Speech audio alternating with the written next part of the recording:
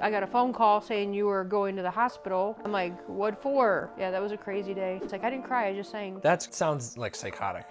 I wasn't dancing, I don't I even was just know singing. what Mercy is, just like singing a song. And he had a very faint pulse. We tried to do what we could, but we couldn't save him.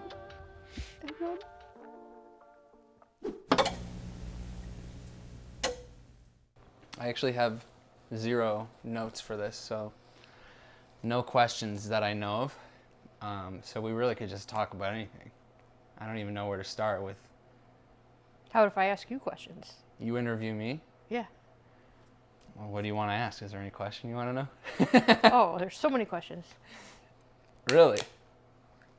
Yes. Did you actually think when you were 5, the day before you turned 5, did you actually think that you were going to become big like your dad? Yeah. Why would I be crying about it? I was crying my eyes out when I was about to turn 5 years old because they said I was going to become a big boy. So I thought I was going to turn into a full-grown adult with a beard. So of course I was scared. That was the funniest thing. What was your funniest memory of childhood? Funniest memory of childhood, like what age? Childhood. Just take your whole childhood and give me some funny points. There's way too many of those. Well, just give me one. Funny thing that happened at hockey. Welcome back to the Lunchbox. Today I have a super special guest. The mother who gave birth to me. I guess that's That just sounds really gross. That's the only... I mean, it sounds gross. You talk Also, about but it. like, You what- came out of my... But I said the mother, that is crazy to That's think gross. about. I'm like bigger than you now somehow, and I came out of you. Ew. No, it's gross to think about. But no. And also, I said the mother that gave birth to me, like, there's another mother I have that didn't give birth to me. But, I mean, I guess so, maybe. I don't think I have another one, but I don't think that'd be biologically correct. I think that's just messed up. So But- what was your funniest childhood memory? Let's say hockey. Give me Funniest- 2 hockey stories that Two were funny. hockey stories that were funny? Yeah. From my childhood, the one that you know is funny from, it's not even my hockey childhood. It's your, It was at the ice rink. it's at the ice rink. You already know the story. Yeah, well, Tell it then. You tell it. No. You know it more than I was. I was like 8 years old. you weren't 8 years old. How old was I? I was older. I was older and I did that. Yeah. Tell the story. Okay, so I was upstairs in the ice rink in Strongsville ice rink, and I was looking all over for my son. I had ordered chicken finger basket for him, So and good. The best chicken fingers on the planet. Like, well, the chicken finger basket, there was like 1 chicken finger and a few fries gone. But Liam was nowhere to be found. Did not know where he was at. And we were supposed to go look at lights that evening, and it was around Christmas time, same time, and almost our like 10-year anniversary of this happening or something. I don't know. 10 years. Maybe 10, 12, I don't know. maybe 15. 15, yeah, maybe. Yeah, 15 years. I don't know. He had to be about 11. So, looking for Liam, couldn't find him. And then finally he came up the stairs and he goes, "Mom, we have to go." And he smelled like the zoo. And I'm like, oh my gosh. And yeah, he shit his pants. That wasn't the worst part of it. The worst part of it was... I've shit my pants every year since, at least once. I swear to God, I shit my pants like once a year. Well, you could just- tell the rest of the story, what you did. Just Well, never- this is what I heard. Like, we get in the car, and I had the windows rolled down, and we had Jimmy Chuck in the car, and he's like, "Are we going to look at lights?" I go, "Hell no. We're going straight home because he And you- smells like the zoo." And you had me sit on something, right? Plastic, like garbage, like grocery bags that I had in the car. Yeah. Yeah, so you had to sit on those, and it was the worst ride home, and it was cold, and it smelled so bad, and then Jimmy was so upset, then you were just a mess. I mean, you had shit all the way down into your shoes. Was I crying about it? Was I sad? No, you were laughing. Oh, that's funny. And the funniest thing was the next day after this whole episode, my other son went to high school, and he was rivals with Strongsville, their team was, and they were getting like punished because they said that. But nobody knew what I did yet. No, you nobody- didn't even know what No, happened. nobody- You just thought I shit my pants, right? Yeah, I just thought you shit your pants, Yeah. and then And the thing is what I've learned after all the years, 1 year every single year, never trust a fart. If you think it's gonna be poop, it's probably gonna be poop. Don't even squeeze it out. Nothing. Don't trust a fart because it's gonna come out like watery or something. I've like shot 3-pointers with my fucking shitty underwear so many times at the farmers market in LA. Oh gosh. I was like 22. Well, back to the story. Let me finish this story because Derek's team was his hockey team was so in trouble. Remember, they were so in trouble because they said that it was like somebody purposely all over the bags, all the way through the locker room. Somebody like on all these hockey bags, and they get into the room in the bathroom, and they're on the walls. And it was like toilet paper was clogged. The toilet was full of which paper towels in it, and on the walls. Everywhere. Oh yeah, I ran out of toilet paper to wipe my hands off with. So the next best thing, I gotta fucking rub them on the walls and get it was running down your pants. Yeah. So you ended up wiping your feet on the bags all the way to the bathroom. Oh, because I stepped on my own or something, right? No, it was coming out like you had diarrhea all out your shoes. There's on people's so hockey bags. Let's get rid of the stories. Let's go on to something else. Something funny. Give me something funny. I saw my first period in that same bathroom. Oh God. I didn't know what I didn't know what it was. It's the same exact bathroom. It was locker room at the very end. It wasn't the 10. last one. Yeah, because it goes 10 and then 9 is the last one for some reason. Yeah, so locker room 10. But it was locker room 10 in that same bathroom. I remember I had to pee in because that was the only one that was unlocked ever. So all the chaos went down in there. And I went to the same bathroom when I was like really young, maybe like 6, 7 years old or something, probably 7 or something like that. And there was figure skating in that locker. It was the figure skaters locker room or something. So I went in there. I had to pee so bad. So I went pee. I looked in the toilet and there was like just a big clump of blood. And I was like, oh, what the fuck is that? Like I was so confused. I was like, I didn't say any word to anybody about it until this day. But I saw. We're talking about funny stories. This is kind of gross. It was a clump of blood. And I don't know. Okay, now something funny. Something funny from my like childhood or hockey? This is, I guess, you can interview me first, and then I'll ask about anything, your stories. That's fine. You have way more stories than I do. Okay. You got like 20, 30 years on me. I have 7 chapters written already. Of your book? Yeah. You wrote them? Or no, someone else I'll tell helped, you about right? it. I'll tell you about it. Finish your story. Okay. So, hockey. Let me think of what's a funny one from hockey. When I was younger. Do you want me to tell? You want me to say it? Because I know all the funny stories. I feel like you know the funnier ones than I do. I'm trying to think of the funny ones with me. What about somebody's shirt in the toilet? That girl's I don't shirt. even remember that. And clogging the toilet. Clogged it. I was a fuckhead kid. Brandon was saying like I kicked his Lego set and broke it and like ruined his shirt and stuff. Dang, was I a bad kid? No, you were just I thought I was mischievous. Mischievous kid. No, you were just like when you were really little, you were just really quiet. But anything Derek said, you did. You were afraid to hurt or upset Derek because you didn't want him punching you. And whenever he did punch you, you would just sit there. And I'm like, freaking punch him. Like it's like me now. Still, like actually, it's weird. I think people. You're like more passive. Well, I think people are born with their personalities. I think you are instantly born with your personality. Obviously, some things are learned from your parents and through your trauma and through your life and your influences. But I think my personality, like you just said, like I was like wanting to not hurt anybody or like blah, blah, blah, blah, blah, blah. I was afraid to get in trouble and stuff. With Derek, I'm like that in relationships. I'm like that. Like the worst thing in the world is if I make my girlfriend or my mom cry or something. If I made Derek cry, I would feel awful. But you also played by yourself for a long time, but then you always wanted to have friends. But then when you had friends, you always said they were idiots. The friends, but then they'd be in your best friends. I still think they're idiots. Everybody's idiots. I have like one friend that I'm like, he's a really well-rounded Everybody man. has their own version of idiot. You know, everybody's an idiot. Yeah, that's true. I mean, my friends think I'm an idiot too. Yeah. My friends probably think I'm an idiot more than I think they're idiots. Yeah.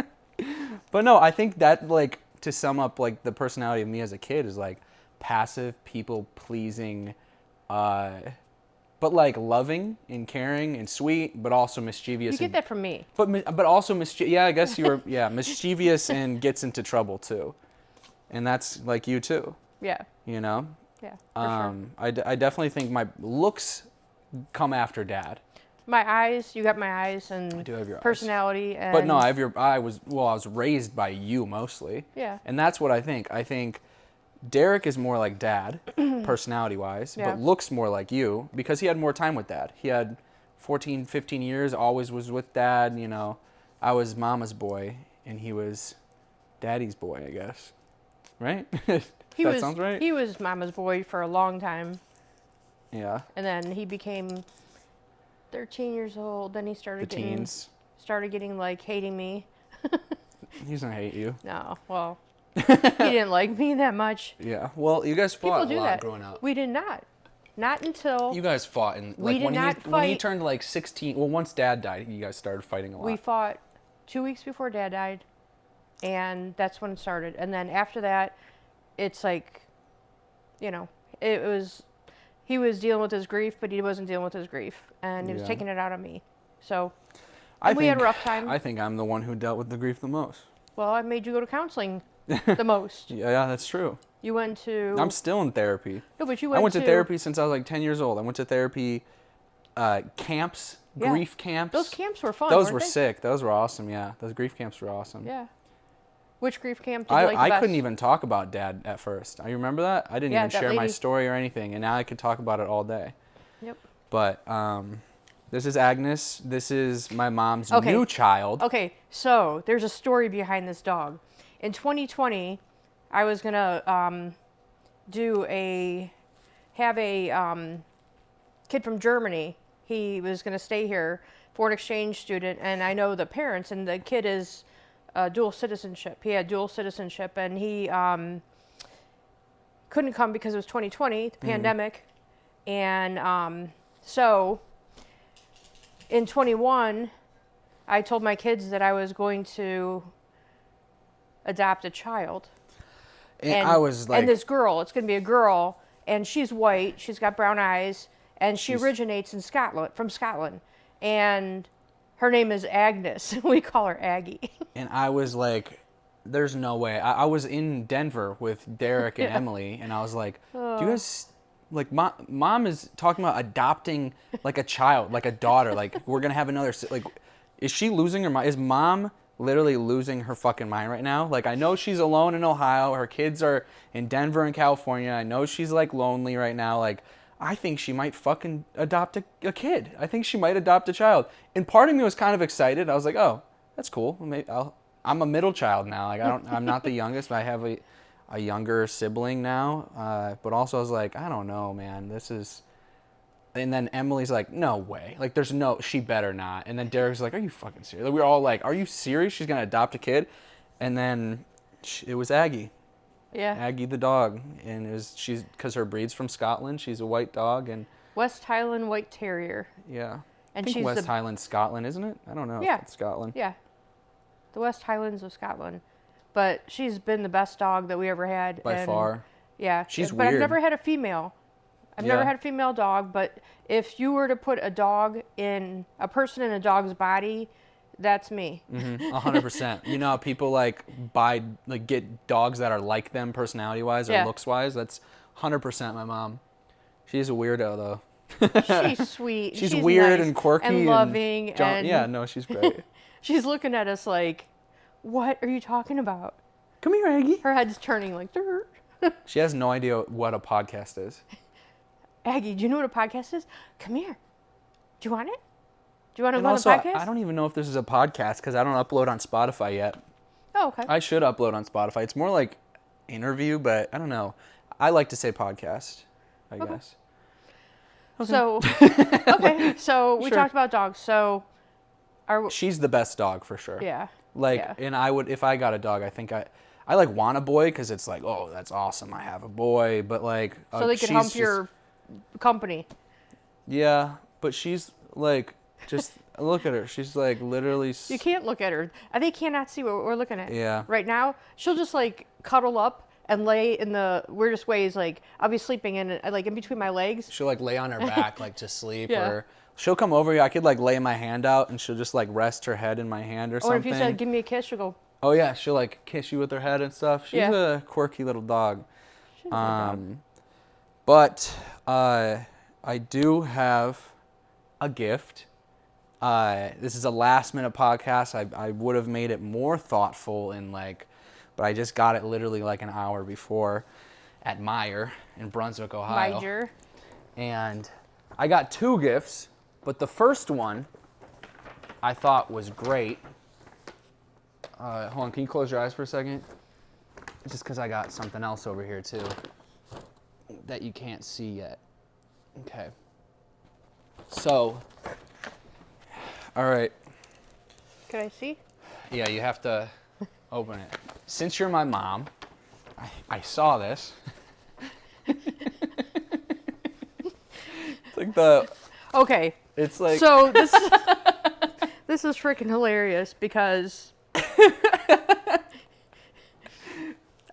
I feel like I'm one of the sisters. I was thinking more like white trash mama, has 7 children, trailer park. That works too. Or like this. And then just the people behind me sees. That looks good. I like my hat backwards better. I've never I been. used to wear beanies all the time. That's where I would get it from. Yeah. Well, thank you. You gonna wear it? Ever? To the gym. I'll wear it to the gym. People are gonna be giving you weird looks, for sure. I don't care. I have a shirt that I wear all the time. It says, fun fact, I don't care. I wear that to the gym. I have another shirt that I wear to the gym. It says, don't say what I do with my money. I work hard for it or something like that. And it's a person that's like this. I wear that to the gym. See, the thing is, it's funny to me for a different reason than it's funny to you. Why? What's the first shirt you said? Fun fact. I don't care. Yeah. You think that phrase is a super funny shirt, but I think you wearing that shirt and buying that shirt in general is funny. But. Why? That's my attitude, though. That is true. That's true. That was your attitude when you were younger, too. Yeah. You know what? Me and Derek both are the same way with hats. It's it hits our big ears, so then it sticks out like we're in a little elf. You remember when my ex-girlfriend said that? You got so pissed. Yeah. You got so pissed. Oh, well, you don't insult me and make fun of my ears. I can make fun of myself. She wasn't making fun of your ears, but... Oh, she was making fun. You have such cute ears like an elf. I was like, whatever. My mom will get pissed. Yeah, this is cool. Oh, bling, bling. You actually like it? Yeah. I thought you were I'm going to think wear it it's... to the gym. I thought you would think it's a funny joke. It is funny joke. It's kind of a prank gift, to be honest. It's actually funny and because I it'll will match wear your strawberry watermelon Prime, because my mom loves Prime. She's obsessed with Prime. Okay. No, I'm not obsessed with Prime. You drink Prime all the time. I do not. You send me snaps of you drinking Prime with other stuff. I think I tried 3 Primes, but that one was my ultimate favorite. Yeah. This one I think is my favorite too, actually. I was on my way to Virginia and I was driving and I'm like, I'm going to get some Prime. Excuse me. And I'm like, I poured in and this is so good. What did I pour in? You poured it into ice with Sprite or something? Yeah, Sprite or some shit? Yeah, I had Diet Sprite and then I mixed it with that and it was really good. I think it needs... Some fizz? It needs to be less sweet by 2 notches in my opinion. I think it's a little too sticky like a popsicle for me. It's good and I do drink Prime often, but I think it's just a little too sticky. Do you know how I think it would be good? I got some vodka in there. Vodka would be good. Vodka would be good. I think it's a good mixer for vodka, seltzer, any Well, Prime has seltzer too. Those are energy drinks though. Yeah. But yeah, no, I think it's solid. I think if I half and halved it with a LaCroix, even 3/4 Prime, 1/4 LaCroix, I think that would be Diet solid. Sprite. Diet Sprite too. Sprite Zero. But Sprite Zero. Speaking of Prime, you know what the segue is? Prime? Whose company is it? Oh God. A really funny story. My mom loves to brag about me and, oh, my son, he does TikTok. Everybody's mom brags about them, tells everybody a newscast, all their sons, daughters' businesses, all their secrets and everything. And my mom likes to be like, oh, yes, my son's a TikToker. My son did this. My son won this award. So she got humbled. My mom got humbled on a plane back from Florida. Yeah. So I go back and forth. Like, I was going to Florida to do hair in Florida, and there was this really pretty lady sitting next to me with a guy, and they had this cute little dog. It was, I think it's like a Pomeranian, and they were going to put it under the seat.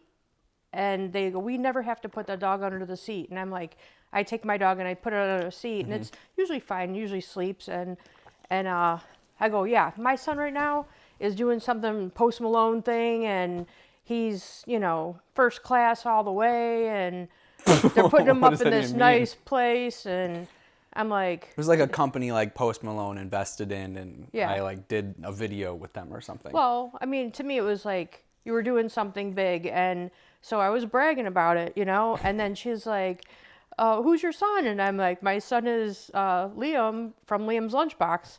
Liam's Lunchbox? Everybody says that shit. Liam from my vagina, okay?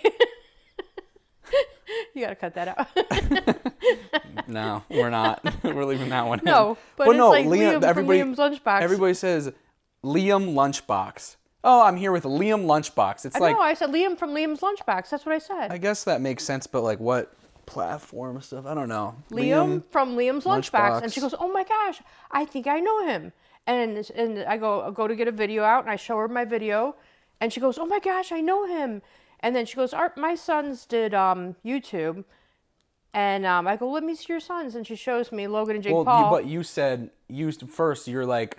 He's a famous TikToker. You know, yeah, you're like, my son's a famous TikToker. He's doing this and that, blah, blah, blah, blah, blah. And then she goes, my sons are YouTubers. And my mom goes, well, I don't know, like YouTube is just kind of like all about, you know, informational stuff now. And it's it's not like it used to be. Right. You pretty much said, like, YouTube's dead. Your kids aren't shit. Well, like my kid's a famous TikToker. I didn't mean it like that. I just like meant trying to be like my kid's better than your kids, and then she shows me the video of like who they are, and I'm like, oh my gosh, my son is gonna kill me.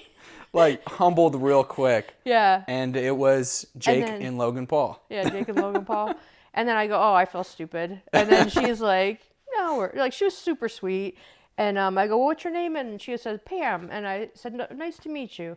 And then I go to get off the plane, and I FaceTime Liam right away. And I'm like, Liam, I can't believe what I just did. And then that was crazy. She runs up, and she goes, hi, Liam. And she said hi to him. And then you said, hey, can you get me tickets for the fight? I didn't say that. Yes, you did. No, I didn't. Yes, you did. I she never goes, I can't even get tickets for the fight myself. Like, I can't. No, I said I'm going to the fight. Well, you didn't know you were going to the fight at that time. I knew I was going to the fight. I wanted to go because it was in Cleveland. It was Jake Paul's first fight in Cleveland. So I'm like, okay, I'm going to support another Cleveland person, and I'm going to go to the Cleveland fight. I bought you the tickets for the fight. I bought it. I bought the tickets for the fight. I bought the tickets for the fight. I remember I bought mine and yours. No, you did not. Yes, I did. I bought it. I bought the tickets for the fight. You liar. I swear, I bought the tickets for the fight. No, I could bet you I did. We'll go back in the receipts. And I said... Let's go back into the bank account receipts. I'm telling you. I said to you that I was going to get you them for your birthday. I'm pretty sure. Okay, you 100%. Bought it. You bought it then. We'll say you bought it. I did. I did buy it. So anyways, we got like floor seats. We have to go to the weigh-in. We were ringside, and we were by everybody. Like everybody that was there. Yeah. But we went to the weigh-in, and afterwards, we went to Town Hall, not knowing that they would be there. Man, I was so pissed at Town Hall. I was pissed because we went to Town Hall. We didn't know. We didn't know Jake, Logan, Pam, or any of them were going to be there, and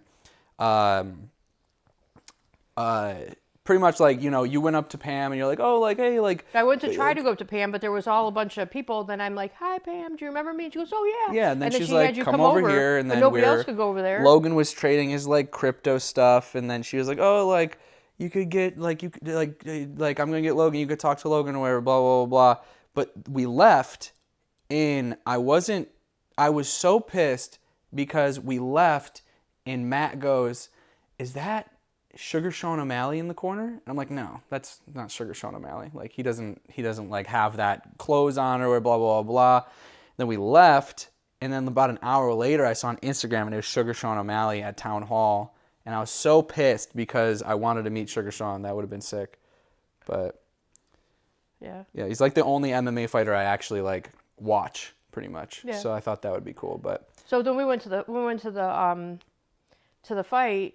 We were on the floor level, and then there was the bar. We went over to the bar, and there was like tons of different people there, famous people, whatever. And so there's not many famous people I really give a fuck about meeting. Yeah. I think like, are there any famous people that would like starstruck you? Like you'd be starstruck for? I was starstruck when I met Ben Affleck. You met Ben Affleck? I didn't know that. I met him at MGM. It was.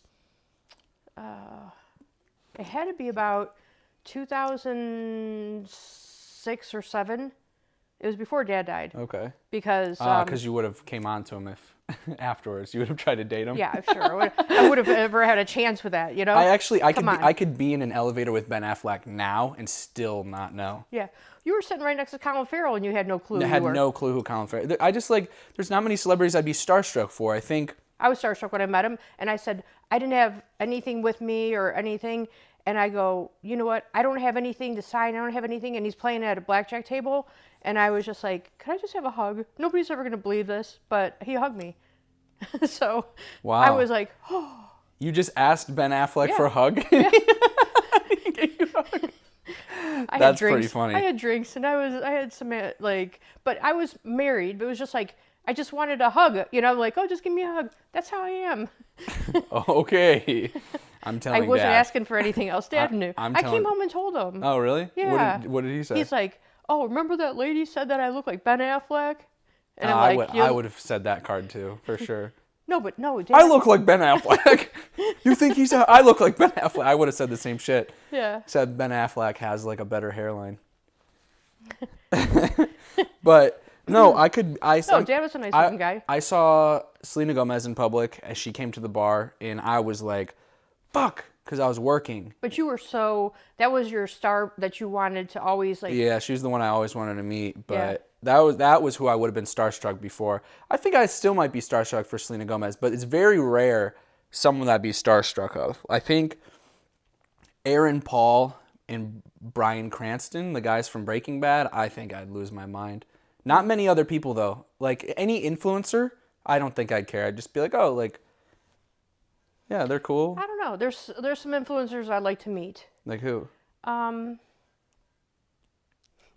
I mean, there's influencers I'd like to meet. That one guy I showed you today, I don't even know. Well, I don't know his name. There's influencers I'd like to meet, like, but I wouldn't be, like, starstruck for. No, I don't get starstruck over anybody because I've been around celebrities, you know, in the line of work I do. I mean, I could have done hair for the Oscars or Grammys.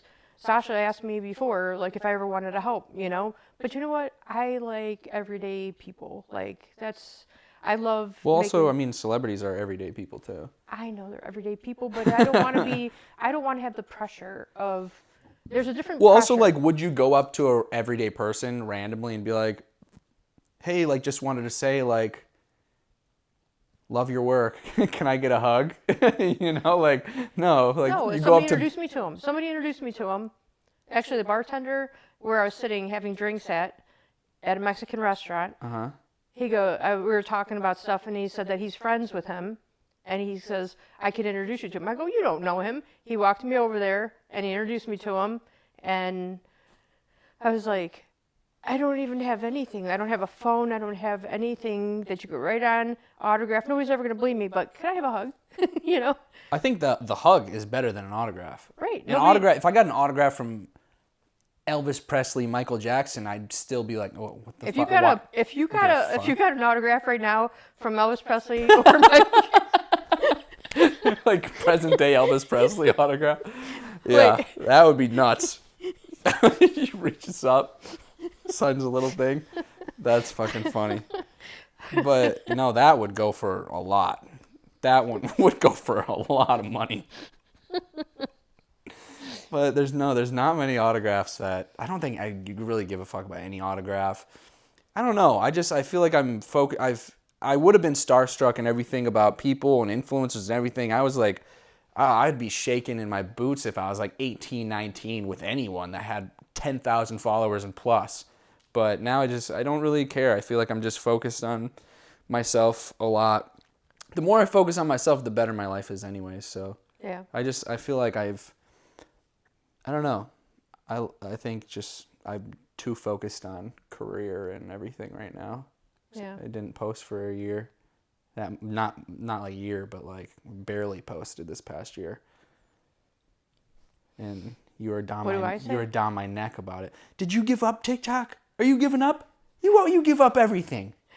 You give up again? You do. When you were younger, that's horrible. No, listen. When You're you were just telling younger, me I give up everything? No, listen. When you were younger, you started doing YouTube. When you were little, and you started doing it. I never posted though. But it wasn't YouTube. I didn't do YouTube. I made videos on my phone and said they were YouTube videos. No, not phone. The little camera we got you. The camera thing. I still have those videos. Yeah.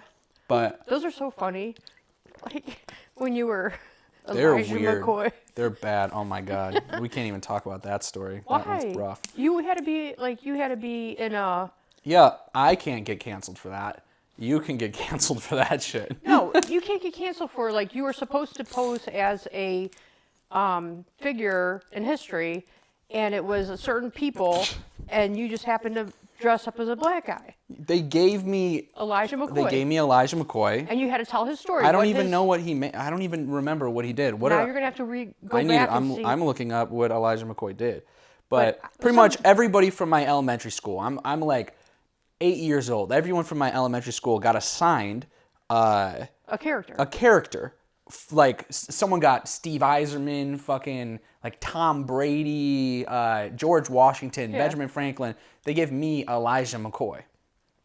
Elijah McCoy is. But I did pretty good with the makeup. He is a Canadian American engineer of African American descent, and I dress like him, right? But I made a beard. I made a beard, and some kid, when you took off the beard, he thought that you were actually black because I do good at makeup. The thing with me is like, you didn't have to do my makeup. Yes, because he was a black guy. Why would you pose? We're entering dangerous territory here. No, but it's like this is just facts. It's like, how could anybody be offended because you were doing what the teacher said to dress as a character? And when I was younger, I was going to be a makeup artist for movies, and I wanted to, I changed you. I made you look good. I could have just had the beard and the hair and a suit and the glasses or whatever I had. I didn't have to be. It looks damn good. Painted. The makeup okay, looked what about the good. Joker? So the Joker, somebody's going to get offended by the Joker? That's completely different. You look so good as a Joker. I looked good as the Joker. And I did a makeup damn was good job at makeup. The whole thing is, we're talking about makeup. We're not talking about anything else. But the Joker's white. Not technically. What do you mean, not technically? There's different colors. Wasn't he? Well, he has red and black and all. We're changing the subject. This is entering bad territory. Yeah, so I was good at makeup. So what did you get in trouble for most when you were a kid?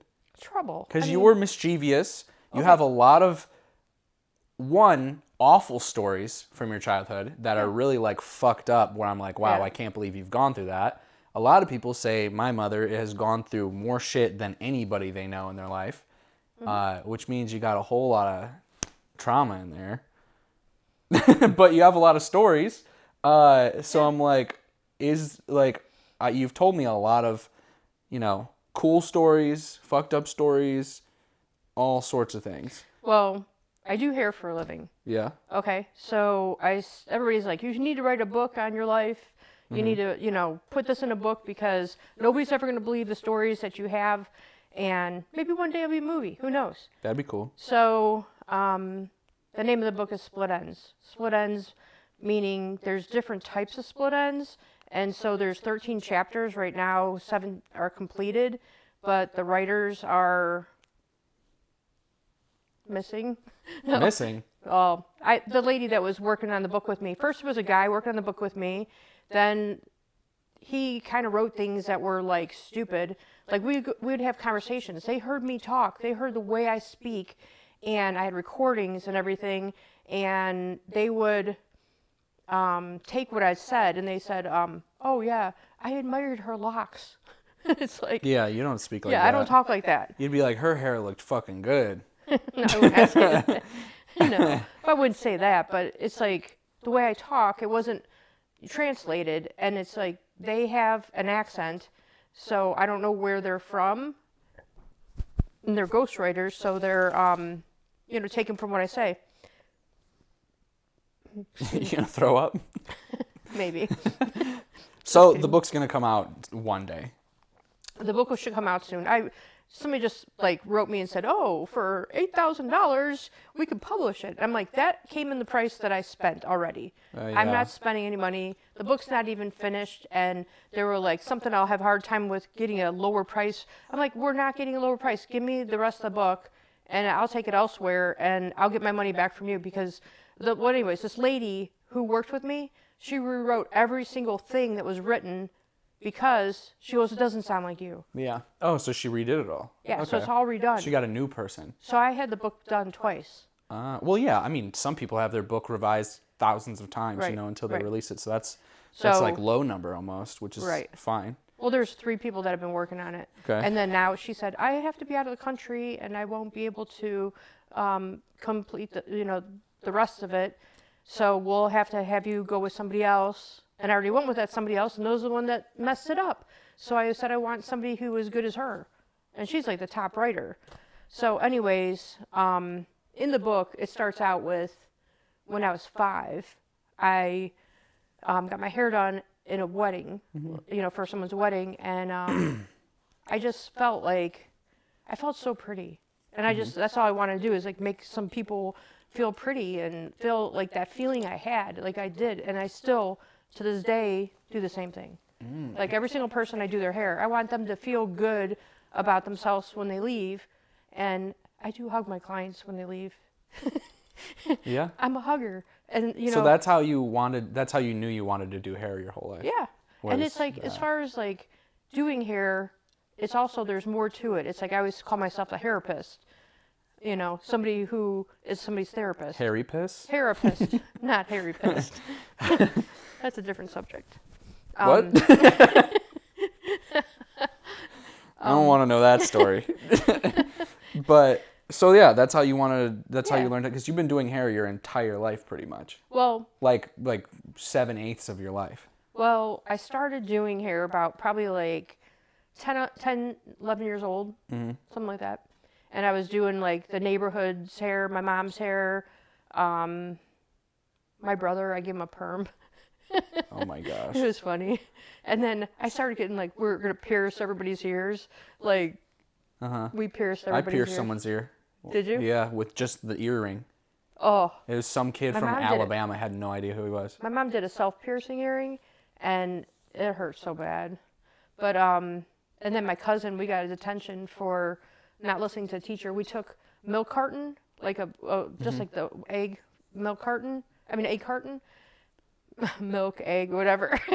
It was an egg carton, and then we pushed a needle all the way through to the milk carton. You put the milk carton on the back, or the egg carton on the back. Why do I keep on saying milk? But the egg Well, it makes carton, more sense than egg carton. well, we took the egg, where the egg is, we took the egg like that, and you put it around, and you just put the needle through really fast. And my cousin did it, and I screamed. Oh. And then we both got detentions. Nice. So, that's fun. You got in trouble a lot growing up. No, I got away with stuff a lot. There's a difference between getting in trouble. I was a middle child.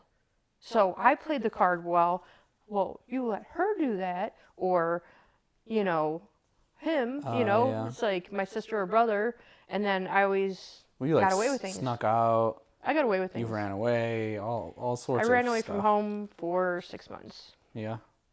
Yeah. And it was all because... Of a boy. No, it was a boy. Yeah, it was a boy. And it was a girl. But I'm not going to get into that. Oh, yeah. Yeah. Okay. I don't want to, like... that's different. I don't want to have that on... Yeah. That's fine. It'll be in my book. But Okay. Yeah. I'm not going to... We'll tune share into that. Split Ends then. Yeah. Uh, Yeah, in Split Ends, it has my whole life story, but my passion and love is people, like people, making people feel better, look better.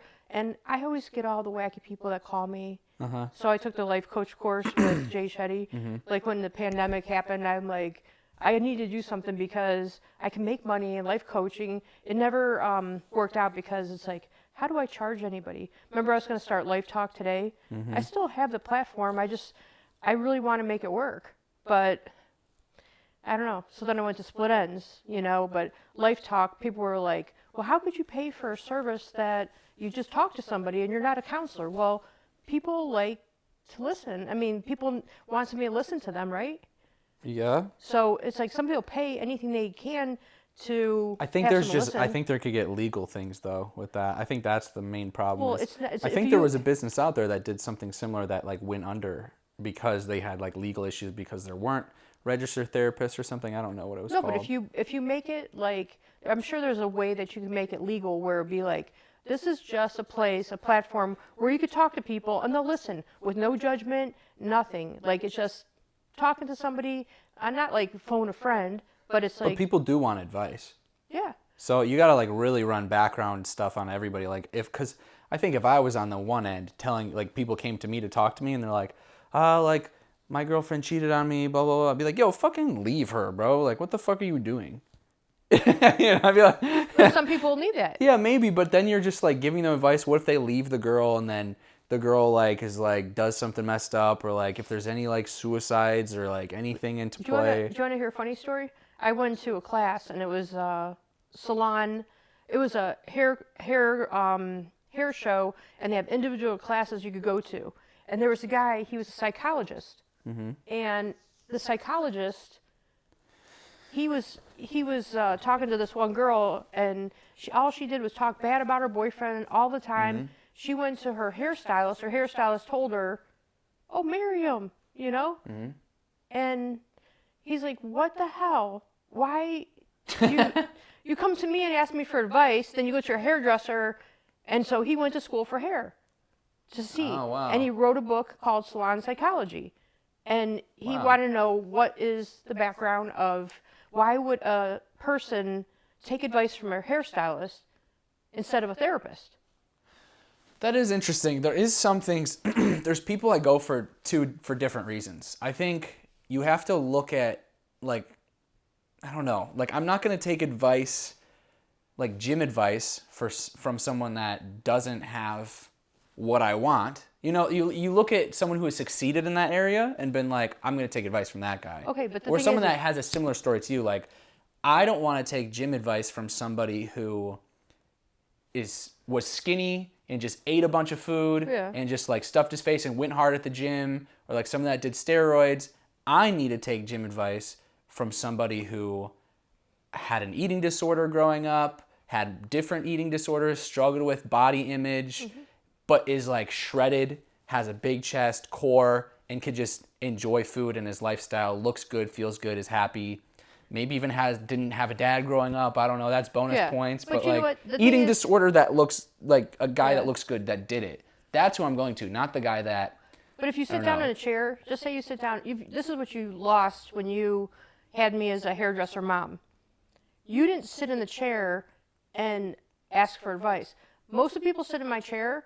I learn the whole life story. They tell me things that I can't share with other people, just like a therapist. There's, I've heard about this girl's getting her hair done for, I go, "Oh, are you getting your hair done for any events? Or what are you having your hair done for?" And, she told me she's married, and then she tells me, "Well, I don't care what my husband thinks, I just care what my boyfriend thinks." Oh, that's awful. And then it's like, and then you have to be like, zip lips, don't say anything. So you have to almost be on their side? No, you have to just listen. You have to be a listener. Well, you can't part of a therapist is to validate your feelings as well. Well, the thing is like for me, being a hairdresser, a therapist, I have to be the person to listen. Do their hair, make them feel better. And when they leave, sometimes they do feel better about their situation. Would you ever give advice to them like you're cheating on your husband for years and years and years, and like when they call me 100 times a day for months and years. know exactly what you're talking about. I hate her. I hate her so much. I don't hate her. I don't hate anybody, but I don't hate her. I just dislike her as a person. I think she has an awful character, and she doesn't realize she's a narcissist, and she used me for years to just dump all her negative bullshit on me, and I just... You can't be surrounded by it. I had to like... Well, that's something that you and I share in common, is we both let toxic people into our life, and we just accept them because we're too afraid to let them go. And I think it's something to do with abandonment issues, because I don't know if yours is the same, but mine is definitely because of abandonment stuff. You know, I definitely had abandonment issues. For sure. My dad died when I was young. All the people in my life have died up until the time I was in my 40s, you know, and now I'm just a little bit over my 40s, and 41. But it's like, as far as like, you know, dating, like, since, you know, it's like I really haven't dated much when you think about it. It's like I really haven't. I've dated. You dated. I could count. Yeah, you could count how many. Yeah, and it's like, because I don't trust people after like the first experience. The first experience I had was awful, and it caused a lot of problems between family, and it just was too much, and it was just like... And also but just I do believe, bad guy. But I do believe every experience we have in our life is supposed to happen to make you grow. And if you don't grow and you stay stuck there, what does that do for you? You can't... If you're stuck, you can't move, right? You can't move forward. And it's like we all have to focus forward, move forward with everything. Whenever you have good things and bad things, even good things, you just move on. And it's like it's like you have to be thankful for your good and bad things and times, you know, and experiences. It's like I would have never had, like, it's just, you know, I wouldn't have been able to say like, no, I'm gonna not date for a while. I'm gonna give myself a break. I mean, I haven't dated since almost 6 years now. Yeah. I've met people here and there, and I liked people, and this last person that I liked, it just was just, if it's not work, I can't make things work. Yeah. You know, I can't wonder, oh, what does he think? I will never do that again. I will never, you know, and I won't, any red flags, see you, bye-bye. One red flag, you're out. I could be by myself. I have my Aggie, you know? Yeah, we got Aggie. I got the dog. I could take care of myself. I mean, not, would I like somebody in my life? Yeah, for sure. Oh, I would love somebody in my life to be a companion. I always say I want a boyfriend. Somebody that'd be like, well, let's go on the weekends. We both work during the week. Weekends we go out, we go travel. And I don't want to travel just like here. I want to travel around the world. I want to do stuff. I want to live my life, you know? Yeah. But dating's also harder when you're older too, huh? Oh, it's so hard because everybody's been through so much. You know, it's like, think about like, if somebody's divorced, they kind of get, sometimes they're either divorced because they've been cheated on, or they're the cheater. Sorry. Yeah, continue. Okay. I was just making sure I wasn't out of frame. So that's all. They've been cheated on or cheaters, or they could have just like fell apart. Like sometimes people stay in a marriage because they're like, oh, we just became like friends. Yeah. Or I think a lot of stuff like you that know, happens, we just lost that feeling. And you know what? People do lose something a little bit, you know, but like, you know, I just think that people have been through so much, and then when people just get divorced or widowed, it's like they're different.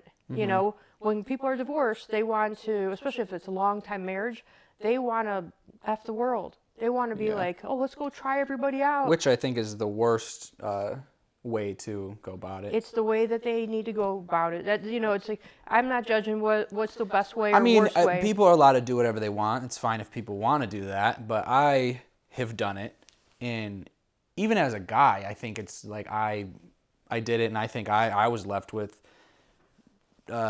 shame, regret. Yeah, well, just like I just didn't feel like there was a point. Like it just didn't feel like, oh, this is awesome. It felt awesome in the moment for a second, and then I was like, oh, what am I doing? Yeah. Even my friends were like, dude, like, you need to chill out. But I think it's just like it wasn't healing. If anything, it was more damaging to go sleep with the world for me. But that also is like the opposite of like the abandonment thing. You know, it's like you got to have that validation, even if it's like right now, right now, right now. Yeah. But the thing is, as you're older, when you're older, Yeah, it's but you know what's different. better than the right now validation of? Well, I struggle with that. I think all of my confidence in came from just like that cheap validation, that quick validation, sex from women, attention from women that weren't even good women, you know, just like random girls from, you know, dating apps or like a girl I met at a bar or something. I just like I got the cheap validation for so long and it felt good for a second. I felt like awesome. And then I realized, you know, once I got a girlfriend and like became monogamous, all my confidence dropped because I realized that's where my validation came from, which was not good. I think the best thing to do if you need that validation is what I'm working on, and it's getting the validation from within.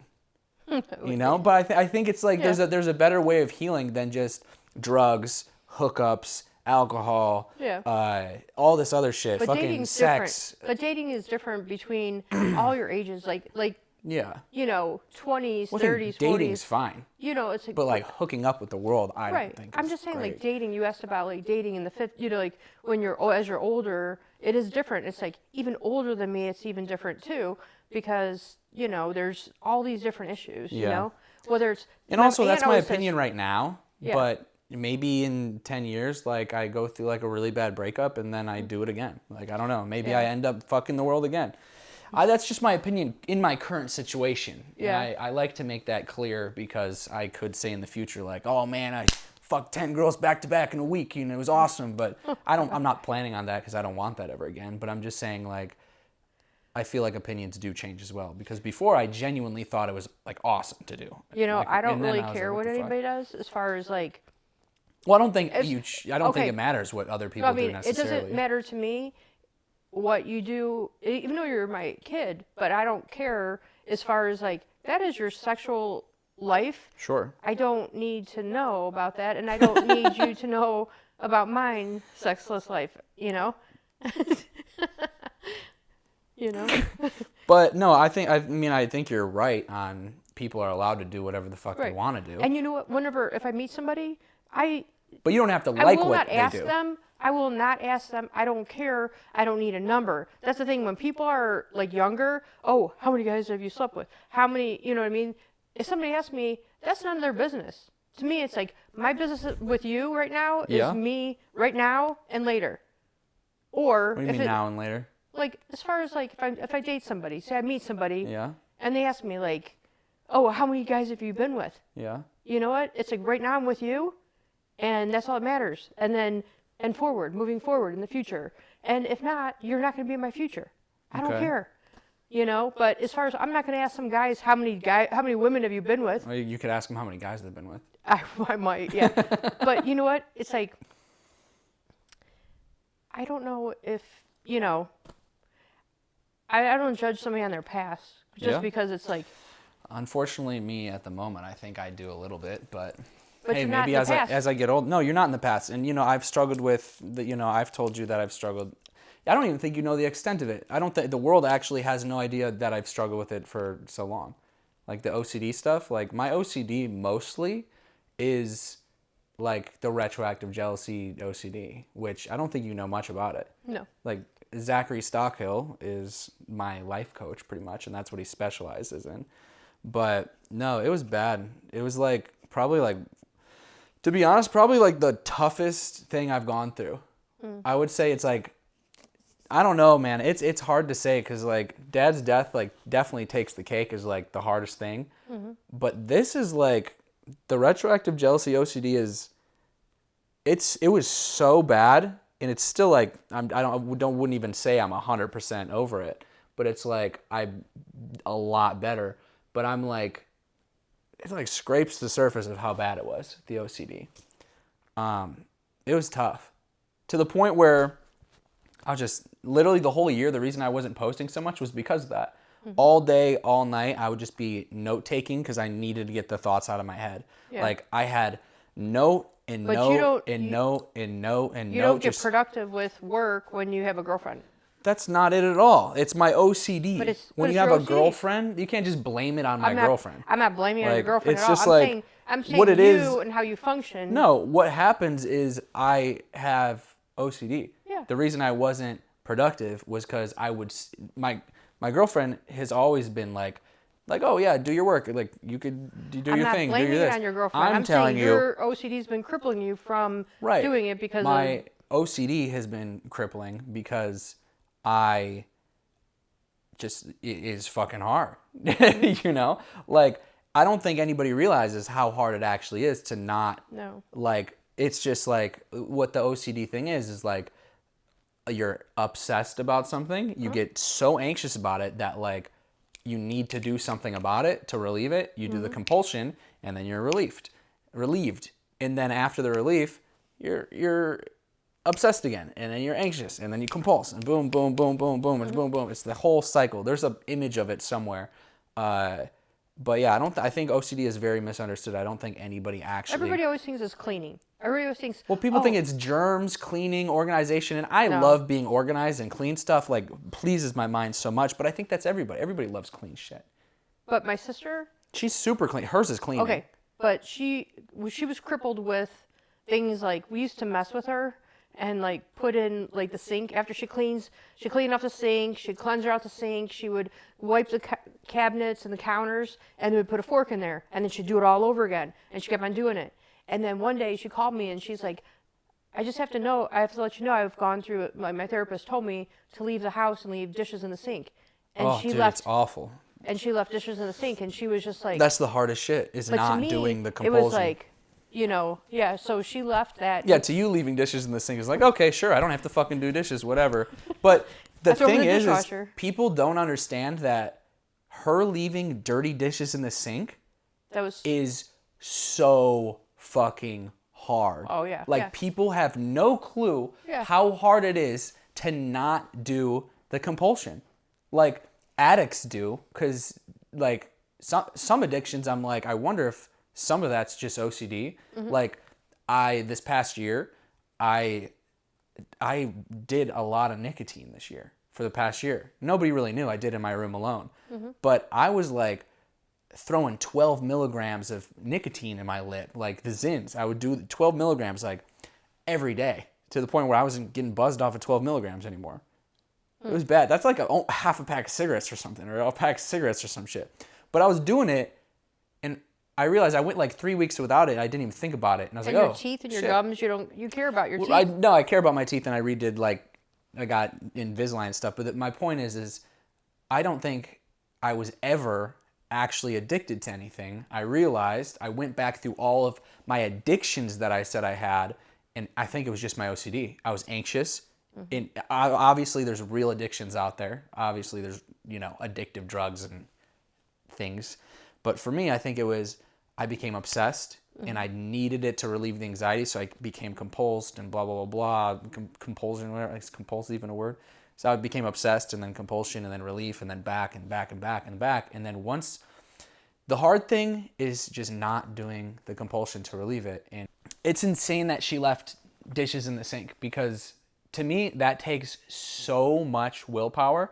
And I've realized the past year, like, I did not have the best emotional control growing up the past 6 years, and I've worked on the past year. Emotional control, explain that, because I don't understand. The past year, I did a lot of research on spirituality, religion, stoicism, all this stuff, and it's like I don't think I was in control of my emotions. And then this past year, I studied all those things, and I realized like something from stoicism is like, I don't know, like I think a lot of people say like, oh, men can't be emotional, or men should be emotional. Everybody has a different take on it.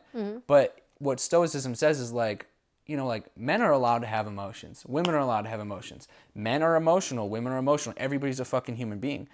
And my belief, I struggled with that a lot this past year. I think I even told you about it. I was like, I feel like a girl. I just feel like feminine and like girly and blah, blah, blah, blah. And like a lot of my guy friends don't really show their emotions. I show my emotion. I cry at every Disney movie, and I struggle with it a lot. Like struggled with my masculinity. And I realized like, oh, I'm a masculine man.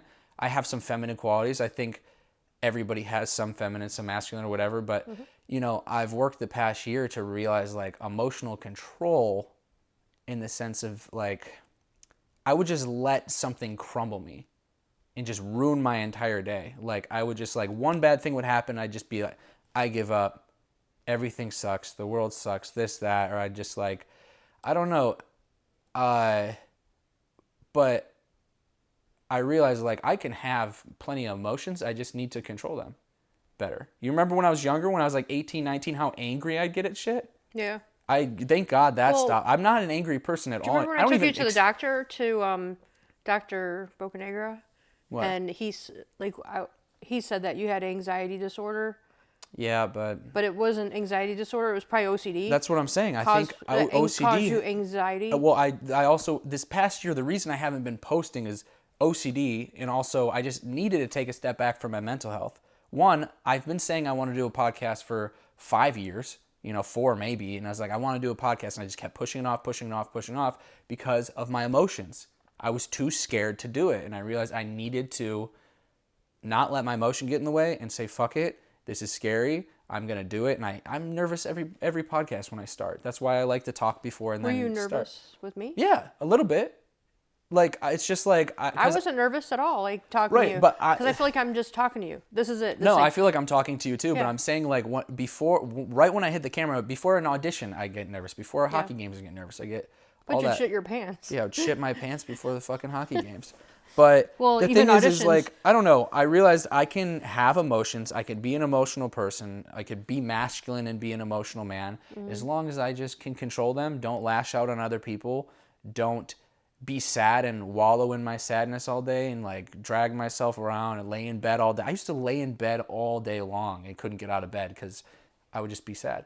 But instead of being sad and laying in my bed, I realized what I needed to do is get out of my bed and go for a walk or do a cold plunge or go straight to the gym in the morning or be productive. Anything that will make me feel better about myself. Well, I think you need a schedule. Me laying in bed, like you're a schedule person, you need to have a schedule. I don't know, maybe a little bit, but I need to do good habits. If I could do my good habits every day, then that'll be fine. Because if I don't do my good habits, you have habits, right? So which ones am I going to do if I don't do the good ones? I do the bad habits. I don't have any habits. No? Yeah? Well, I'm saying if I don't do my good habits, which are like waking up early, going cold plunge, fucking not consuming bad media, going to the gym, blah, blah, blah, blah. If I don't do those good habits, the only thing I could do is do the bad habits. I have a habit of scrolling. Which is a bad habit. Scrolling. Well, but that's what I'm saying. If I don't do my good habits, I'll do stuff like nicotine, or I'll watch solitaire, or like I'll watch porn, or I'll like all these bad things that I don't want to be doing. If I don't do the good habits, I'll do the bad ones. Yeah. So I just like always have to do the good ones. But yeah, emotional control is pretty much just like feeling. You're allowed to feel your feelings as a guy. Yeah. I think you're allowed to be emotional. I think you're allowed to feel your feelings. You're allowed to do that. But even as a girl, though, like you're allowed to feel your feelings too. But I don't think think guys and girls should let themselves just be crippled by. Oh, there's been plenty of times emotions. that I've not been able to, it's like and when I'm doing hair, I can't just like, just lose it. There's many times I had to like stifle my feelings because it's like going through when your dad died. It's like everybody always had something to say that I was doing something wrong. And it's like, I was always doing my best. Like whatever I did, I did my best. And I think you did your best too. I raised two good guys, you guys aren't boys anymore, but two good guys, like. Well, that's what I'm saying. It's not just a guy thing. It's just since I'm a guy, I struggled with having feelings because I'm an emotional guy. Yeah. So I feel like I'm more emotional. I'm more your personality than Dad's, and Derek's more stoic like Dad. And, they have emotions too, but they just don't let people in and see it all the time. Mm-hmm. But you and I cry more than they do, so it's like... I don't cry. I only cry once a day. You cry, actually, probably once a day. But I cry often, too. I was crying watching something today. I don't remember what it was. I was, like, watching a reel. Oh, I was watching this one reel. This girl, she was walking down the aisle, but she was in a wheelchair, and she got her on her walker, and she's walking, and the guy's just sobbing, and is just looking at her like she's so beautiful, and I just cried. I'm sitting here laying here crying by myself, like when you're gone. I cry at certain. It's interesting what makes people cry. Yeah. Because that wouldn't make me cry. You're like sobbing. You're crying thinking about it right now. No. But no, it's weird because weddings don't make me cry. I went to a wedding in Sonoma. You remember when I went to the wedding? After you get married one day, after you have kids, like women are different too, where like our hormones and all this, but it's like yeah, but I cry at but Disney it was like movies. seeing that woman walk, like she was able to walk down the aisle, and the guy was crying, and he was looking in awe. Like when you look at a guy when they're watching their new bride come down the aisle, and they're what they how they react. There was one guy I saw today too. He was like sobbing, and I'm like, "You pussy, stop crying." No, just kidding. Yeah, no, but that's it was why like, that's why guys don't show their feelings. no, but he had a Kleenex that was soaking wet, and it was like. That wasn't as big of a deal as that other girl walking down the aisle in a walker. Her walker was all like. The thing that would make me cry about that is like, poor girl, she's in a wheelchair and a walker the rest of her life. Mine were happy tears. Mine were not sad tears. Yeah, they were mine would have happy been sad tears, because and I was so happy for her that she could get up and walk. Her dad helped her down the aisle, and yeah, maybe mine's a more negative outlook then, because I'd be sad like, fuck, she's like, that sucks, man. Like, she's stuck in this wheelchair and she's. I always blah, look blah, at blah. the positive side.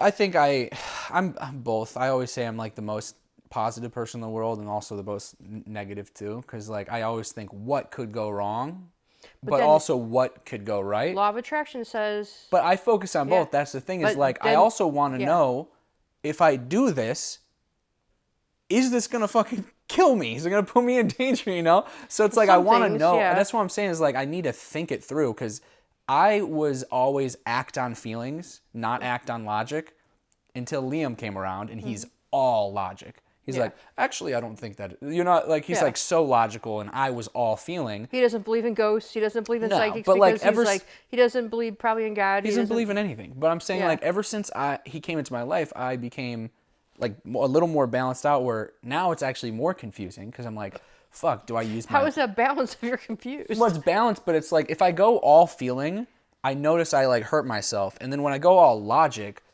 I'm not like taking enough risk in a way. So I feel balanced better, but it's more confusing because now I have to think, do I act on my feeling or do I act on my logic? Which one makes more sense here? Angel, devil. Well, it's not angel, devil, because there's just a right time to act on your feeling and what right time to act on logic. Like if I'm acting on my feeling all the time, I'm going to eat a fucking Baconator from Wendy's every single breakfast. That was so good. That was so good. I was so hungover. I'm starting to realize moms do know, like... More than you think. Just how to, like, take care of kids. Well... I think it's, Well, not just that, but I'm saying, like, they just... Like, you just know. You knew exactly I needed a Baconator that morning. It was a Baconator Junior, and I was so hungover... And the fries helped I too. Drank like 12 Happy Dads, and that was the last podcast. Yeah, that was the last podcast with Brandon. We went to a bar and got wasted, and got 2 hours of sleep on Christmas Eve, and then. But I wake up in the morning, I drive over here, and then she's like, I told my mom I was hungover, and she brought me a Baconator Junior with some fries. Well, what'd you say you need? You're a hungover. I said, I'm so hungover, I need a Pedialyte or something. And I was just like, oh, it's the most hungover. You're still drunk. Most hungover. I don't even drink that much anymore, but it's like, that's the most I drank in about 3 years. So I got you crackers you didn't eat, but I also got you Baconator fries. And then I got you that Propel. Yeah. And then Jive Ginger Ale. How do we get into this one?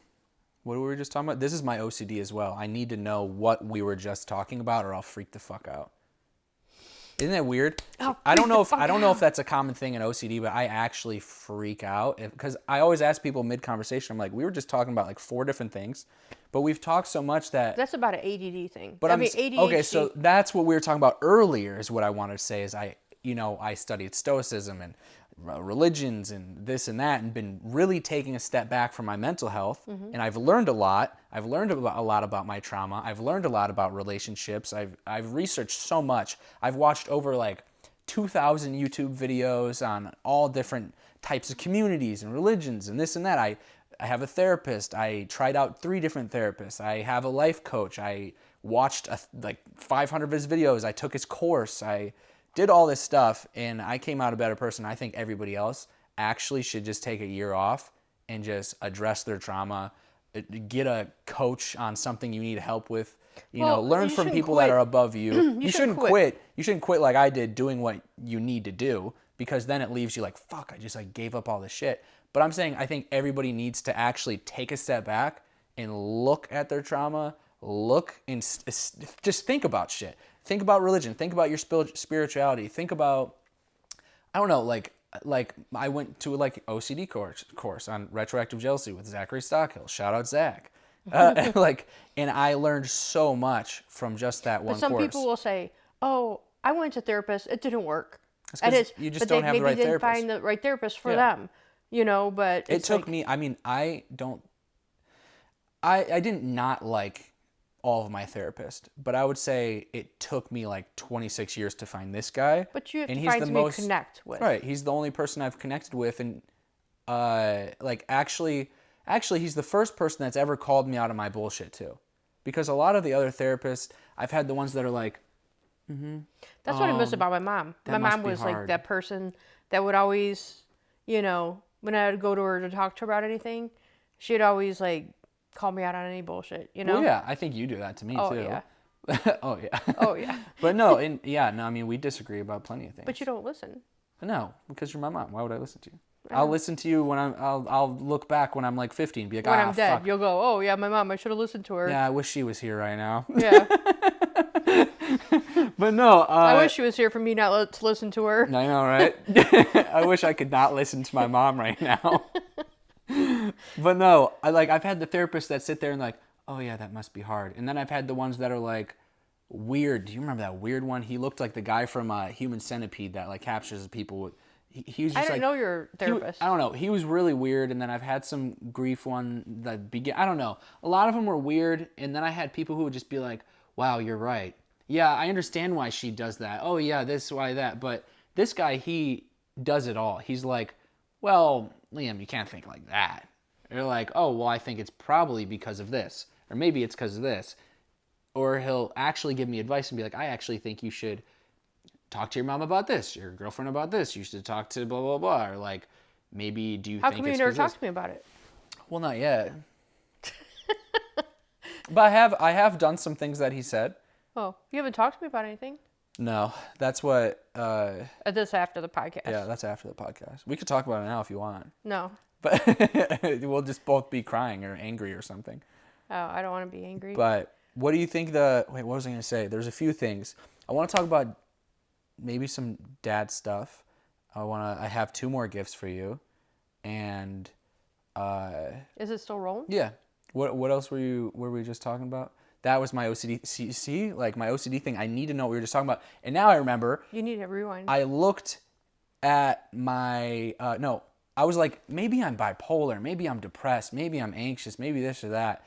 I also think it is dangerous to give yourself a label. Like even me telling myself I have OCD, I think is a tough label. It just sucks because it's like I've had psychologists and people tell me. I went to everybody to figure out. Well, I took a step back and I was like, I need to figure out all of my problems and I need to fix them. So we were told your brother had OCD when he was young. Yeah.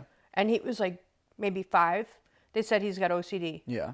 And because he would take every one of his toys and put them back in the package until Liam came around and messed him up. But they said that's because cleaning isn't my OCD. Mine's my. It wasn't my cleaning. With him is organization. Mm-hmm. He had to have it organized. It was just the toys. It I'm wasn't like that now though. He wasn't clean with it. He just had to be organized.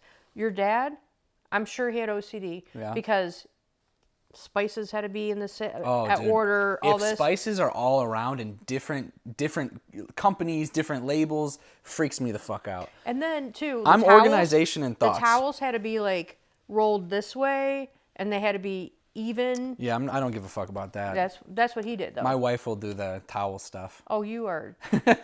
I'm just saying, like I have what my OCD is different. You know. But no, I'm organization too. Like I try to be I don't want too many things in my house. I don't want too many articles of clothing. I have my black shirts here, then they go white, and then they go wintertime, then they go jackets. Like I organize, but cleaning, I have like stains all over the place. I don't really give a fuck. Like people wouldn't think I have OCD because I'm not clean surface. Oh fuck, I can't stop thinking about this. I can't stop thinking about this. I can't stop thinking about this.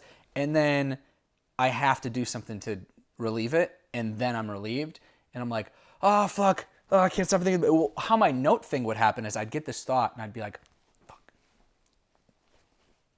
And then I'd be like, I'd have to go to my notes. I'm pretty sure I had like 20 plus hours on my notes app in a week. It might have been like 48 or so. It was a crazy number. It was my most used app. But you know what you used to do all the time? But people think I'm on my phone all the time. But you used to write songs. You used to you'd write stuff like all the time. Dude, I didn't have time to do anything the past year because besides doing all my research and addressing traumas. Call me dude. Yeah, but I'm saying the Notes app, though. The Notes app consumed my life last year because my OCD. I don't know if I want this. I didn't even have time to do it. If you have that, I'll have this. It's not like we're drinking alcohol. No, I don't want to drink caffeine. Oh, you want this? Is it caffeine? It's a root beer, no caffeine. Okay. What is that? Yeah, there's no caffeine in it. Stevia, I never had one of these. Stevia, though. I like stevie. Oh. Let me see. Screen time. I want to see how much it's at now. My Notes app now. That's pretty good. 37 minutes today. Weekly, my Notes app is at 2 hours and 20 minutes. That's like nothing. Mm-hmm. But yeah, no, my compulsion was asking questions, reassurance, validation, note taking. Like I needed to get the note out. Mm-hmm. I mean, have I showed you? No, but. Dude, once again, dude. I'm going to show you the note, and it's like, look, I have just like different tips and stuff, different books I've read. Let me see. I have one that says my guilt. Like things I feel guilty about. Let me see. I have a dream journal. This is healthy though. Isn't it healthy to journal? It's healthy to journal, but see, that's what everybody says. Like, I think you need a journal and write things down. I'm like, listen, yes, but anything in excess can be like a problem. But the thing is instead of putting it in your phone, start putting it on paper. Write it. I don't know. I need to look for the one. Because you won't do it as much because you don't want to write it. Okay, so ready? Uh-huh. So I'm not going to show the camera, I think, just because I don't want anybody to slow it down and be able to see all my notes. Yeah. But you'll see by her expression how many there are and how long I scroll for. And I'm going to scroll at a faster pace. This is about 1/8 of the notes I've ever taken in the past year. 1/8. And these thoughts still pop in my brain. They still happen. That's how hard it is to shake these OCD thoughts, but it's like, yeah, okay, let's just go for it.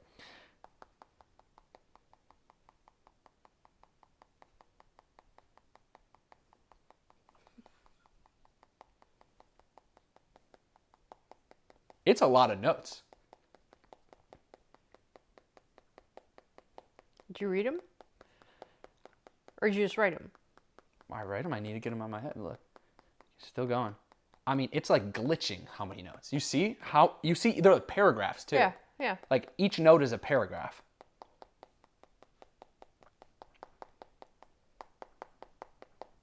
And that's one note, and that's about 1/8 of the notes that I've ever written down. I'm telling you, the OCD is like so misunderstood, and people think it's just cleaning or this and that, but it's like, dude, you just unshakable, intrusive thoughts, and it's like, I think a lot more people might have it than not, but... Right, but the thing is like you were saying before, is like putting like a label on it. Saying it's tough. No, it's hard. I want to not say I have OCD because I think it encourages it a little more, like the manifestation. Yeah. Law of attraction says, you know. Yeah, no, it says like don't say, like if you say, oh, fuck, I'm just like sad and depressed. Actually, you know how I used to say, like, I just want to kill myself? Mm-hmm. Once you hated that so much. But I hated it because it's like, you know what? Once you have your own kids one day, it's like when you say something negative about yourself, it just makes me hurt, you know? Yeah. It like makes my heart hurt when you say that. It was just like, But so say I that. stopped saying it eventually, and Yeah. I don't say it now, but it's like once I stopped saying I want to kill myself or I'm sad, I'm depressed, once I stopped vocalizing that into the world, I didn't want to kill myself anymore. I wasn't as sad. I wasn't as depressed, you know? And that's why it's like I want to stop saying like I've I had the have hardest OCD. things happen to me, and it's like, And we haven't even talked about it yet. yeah, because we're talking about you. Because you asked me about me. I know. You haven't asked me about me. I have. I've tried. You have not tried. You've been. We've been talking about OCD for about 30 minutes, so Yeah. let's change the subject. Okay. I want to make more OCD videos in the future anyways, so. I mean, it's good for your. One more thing about me, since I do have something. This is going to be actually take the cake for a longer podcast, I think.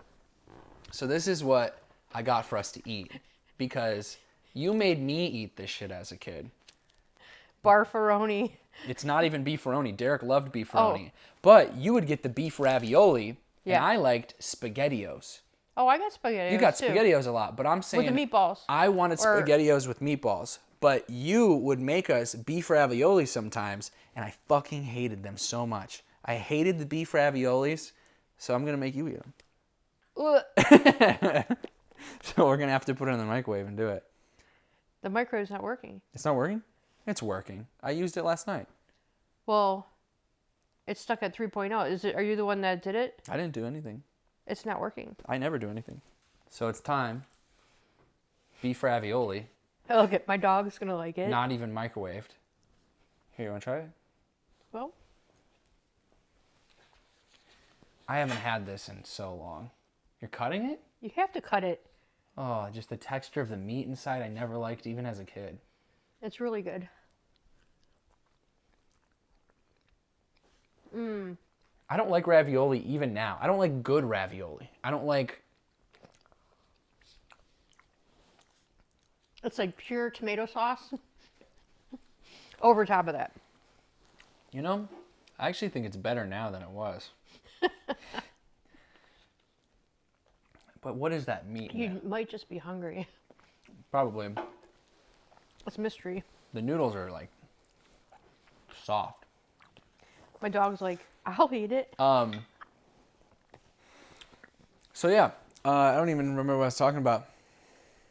We're going into You now. I like that show. I have one last episode of the fourth season. Oh, I love But it. no, we're going into You now. So you told me that you're writing the book and all your stuff's going to be in there. I'm writing the book. But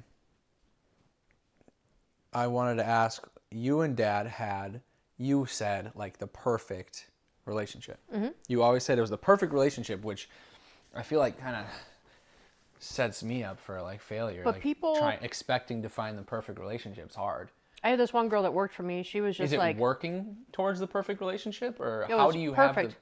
Well, then how do you have the perfect relationship, well, is my question. so it's like, This girl that worked for you? Also yeah, used to this girl that worked for me, she would always be like, oh, how could it be so perfect? You know, there's no possible way. And I'm like, it is. And it's like, I just think that we were compatible in every way, like friendship, sexually, emotionally, everything was there. There was times whenever I had like, I had the jealousy, of course, when we were dating. That's what I get from you. There was a girl that, I mean, he wasn't jealous at all. There was Yeah. nothing he was jealous about. I don't think Derek is either. Oh, he does. He's got it. But not as bad. Yeah. So there was a girl that worked with him that they had went out on a date. She loved him, but I was doing her hair. Oh my gosh. I said to her one time, I go, you have a lot of guts to be coming to me and getting your hair done and flirting around with my boyfriend. She never came to me after that. Wow. Yeah. I was going to kick her ass. So that's how you have the perfect relationship? No. Okay. To have a perfect relationship is like, Well, pretty much I'm like, you say you have the As perfect far as- relationship, but I'm saying, is it like you had to work on things to become the best relationship, or you think everybody has just a person in the world if that you have fits them? chemistry with somebody and you have this, we had this bond and this chemistry that was like, almost like we have this bubble that we're in, that it's like when we're even talking or anything, if there's nothing around, everything around us was not interfering in our bubble. Do you know what I mean? It was just, we were just so in love with each other, right? Yeah. And there's always outside things that try to hurt your bubble. And it's like, sometimes it's family, sometimes it's friends, sometimes it's another person trying to interfere in that bubble. And the thing is like, that's what you have to do, is love that person unconditionally, and how they act and react to those outside things, like the family, the, other people, friends, or other people trying to get at your person. You know what I mean? Because there's always people going to always try to get at your person. But you got to be proud, like, Unless this is my a dud. But this is my person, and they are with me. They chose me. This is me that they want. Some days they don't. So then what's the key? Is it unconditional love? It's everything, and it's being thoughtful of that other person's feelings in everything you do. Well, I don't. Someone told me that they had to learn how to be a partner, and it's like, I think I was like, I feel like I was always. I think Dad had to learn more how to be a partner than I had to learn how to be a partner, because he never had a partner. Yeah. But it was like being a good partner, being the best version of yourself for that person, because I don't know, I don't know. Yeah, no, I think that's actually, I think being the best version of yourself for your partner, I think is great. I think that's what happens. This is what they told us. There was like, when we went to pre-marriage counseling at the church, they said there's like the 4 R's, I think it is. It's like, you have romance, reality, and you can get back to romance, because you have romance, reality, resentment. and you can have resentment. If you get stuck in resentment, you can never get back to romance, because that will always block you from being in the romance. I don't know. That might be dangerous to say. But we always communicated. We always had communication. There's times whenever he started, okay, he'd be like, "You're right." He would just say you're right. Yeah, I think that's dangerous too, though. Right, but that's what I'm saying. Like, I think he did that more to keep peace, or just to get you off his fucking back. Probably. That's what he did it for. Probably. To get you to fucking leave the room so Yeah, we but could we- have like- a beer and watch some football. We got into one fight when before we got married, and then we got into one fight after. And the first fight was about, we would go to Toys R Us, and we would drink champagne, and then we walk around the store and get those throwaway cameras. We would take pictures and make funny faces and play with the toys. And then we went through the line, and I squeezed this whoopee cushion behind this lady, like made a fart behind her. And then Dad's like, quit acting like an asshole. And I was like, you're calling me an asshole? No. We didn't do that. We didn't call each other names, and we put each other first. That's where I get it from, the mischief, once again. With the whoopee Mischief. cushion. It's mischief. Yeah. It's like, I used to do that shit for YouTube videos, you know? So, But you said, there was something you just said. It was... okay, but about romance. No, it was something like you not chose each other. It was something else you just said. I don't know. It was unconditional love. Unconditional love. So you think that is... If you could say one thing is the key, is it... Because a lot of people say communication, compromise, sacrifice, you have to work on things. People think... Because, like, how I know the world to be is there's no perfect person. But you say, oh, love. Dad was perfect. Like, he was, like, the perfect partner, and everybody finds their person. There is the one. But nowadays, modern day society is saying there is no the one. You work on things, you make the compromise, you make the sacrifice, you do the communication, you do all the work to make the relationship work. Like, you water, like, I don't know, it's like, okay, you're watering the relationship for it to grow in a way. And if once you stop watering it, it dies. You see this dog. Okay, the dog, unconditional love. Okay, there's an unconditional love, and it's like, she loves me even if I don't come home for 5 hours, 10 hours. Not that I would do that, but That's crazy, though. And I come home and she still loves me. And she still wants to kiss my face, and she still wants to cuddle with me and all that. Or are there certain things that you wouldn't love someone for? What if someone cheated, though, right? unconditional love is broken at that point, right? Well, when you break bonds, that's like there's Yeah. when you break bonds, that's a thing.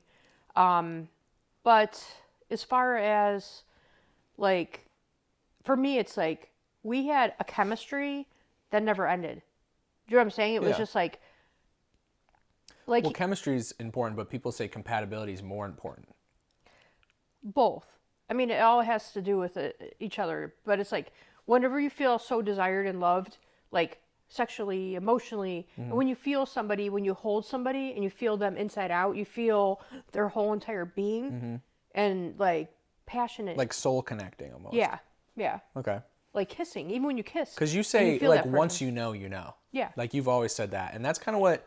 It's when you kiss somebody. If I kiss somebody, I can know if they're like. I've dated people, and it's like, if it's not that kiss, that there's one person that it's like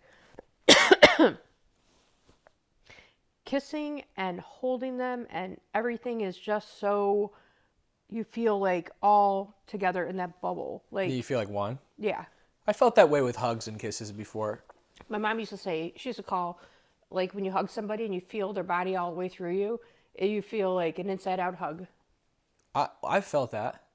I felt that before. In Did you ever hug somebody and then feel like... But I feel like I ugh, always... like, yeah, oh ew. yeah, yeah. I've Yeah. kissed someone, I've been like, oh, I'm disgusting. you know? Yeah. You know? But like, I think for me is like, I think I question everything too much to the point where like I have the intrusive thoughts of like, I don't know, like, is she the one? Like, is she right for me? Or am I right for her? Maybe I'm not good. Maybe she's not good. Maybe, I don't know. You like, won't have a question. I don't know. I honestly, think I will. I think I always will because I just have these thoughts that keep coming in. I don't remember what you were saying. we were talking about relationships and how Dad was Oh, perfect. Yeah, right. How Dad was perfect, and I have to live up to being that man. No, you don't have to live up to that. You know what you have to live up to? Is being happy with your relationship Yeah. or whatever Well, because you you choose. say you have the perfect relationship, so now that standard is set so high for me that I'm like, any little thing, any tiny little thing, I'm like questioning, like, oh, is this person the one? Is this person the one? Just because there's a tiny little, like, they make a mistake, or I make a mistake, or I think like, oh, maybe I have the thought like, oh, maybe we're not meant to be together. I think that's hard to live up to, like seeing a perfect relationship and being like, I guess, have like I to- said, you will know if that relationship, any relationship is good for you. Like friendships, it's like you know friends that you want to keep or be friends with or, not. Yeah. So like the biggest thing is like, I need passion. I need to have like, so you know have a what I lot of needs. I You're need. a needy person. Well, no, it's like, this is what I need in a relationship. I'll tell you what I need in a relationship. I need someone to, well, Huge dick, a lot of money. I don't want a huge dick because I want to be able to walk. and as far as money, it's like they have to have enough money to take care of themselves because I'm not taking care of them. Yeah, for sure. And my aunt always says everybody needs a nurse or a purse. Are you going to eat the rest I of know, those what raviolis? the fuck? I'm like eating all the fucking raviolis. Don't eat the raviolis. We have Chinese food to eat. I know, these are actually like, why are they so much better? They are I good. I told you. remember. See, I didn't feed you guys dog food. That's dog Beefaroni. food. Beefaroni is dog food. That's still dog food for sure. My dog would throw up or shit all over the house Oh, I'm so pissed that I ate that. Why did I eat that? because you're Yeah, off. I'm hungry. Yeah. So, anyways, in a relationship, my aunt always says, a lot of times guys like my age, around like older, it's like people are looking for a nurse or a purse, I want a nurse now. right? So guys want a nurse or a purse. I don't And want so- a purse though. Right? Guys who want a purse is like, that's weird. You're gonna steal some girl's money? No, it's like they want them to be taken care of. They want it to, Oh, yeah. That's what she's saying. It's Well, like they want a I don't woman want to take that. care. Right. At one point you did. No. You used to. I never wanted a girl with money. That was never a thing for me. I've never cared about money with a girl. Okay. Ever. I've wanted my own money. Yeah. Always, though. So, anyways, for me, it's like I'm not looking for a rich guy. I'm looking for a guy that's going to love me unconditionally. I want a guy that's going to be like all about me, like knocking the door down. Hey, I want to see you. Hey, call me or talk to me on the freaking phone. It's like talking to guys now. It's So like, these are your non-negotiables. yeah, I need someone to be there for me. Like, and I don't like smoking. I don't like to kiss an ashtray. Yeah. That really bothers me. And then people that don't take care of their health, that bothers me because it's like, They're all valid. but as I'm getting older, if somebody doesn't take care of their health, That's scary. how are they going to be there for me? I've already, my Yeah. first boyfriend was killed in a car accident, almost Yeah. killed in a motorcycle accident.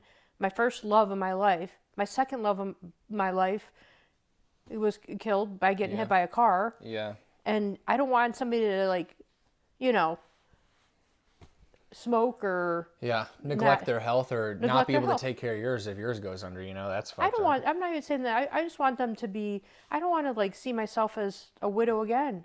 Yeah. I'll be the Black Widow. What's it, 3 and then you're Black Widow? Is that actually what it's called? Yes. Really? Yes. I didn't know that. That's where I would be heading. Like I said, it's like people don't take care of their health. It's like, smoking causes problems. And my mom died at 67. Or like Caused- alcoholic type shit. Yeah. Well, these are all valid non-negotiables. Right, right. But I think When there's flags, one flag, I let somebody just recently just have a lot of flags and, it's like, I can't, I need somebody that's going to be Well, I like think all that's- green flags. that's kind of what I green realized. flags. That's what I realized lately about myself is I probably am very similar to you in relationships because I also feel like I need somebody that is like all about me. Mm-hmm. Like thinks I'm the shit. That's Like what, how could I think I'm the shit? But you if- wanna think if my they're the woman, shit, too. If my woman doesn't think I'm the Right. shit, right? Like if Right. my girl does not think I'm the shit, then how am I supposed to think I'm the shit? I would look at your dad. You know? He'd be singing in the car, and I'd be like, "How does he know every fucking word?" Yeah. And Well, I then think that's every it. song he knows. And I would just like admire him. I would just look at him when we were dating. Even after we were dating, I'm like, "How does this?" Like I would just admire him. I would just look at him like with starry eyes all the time, And it's like Yeah. that never went away.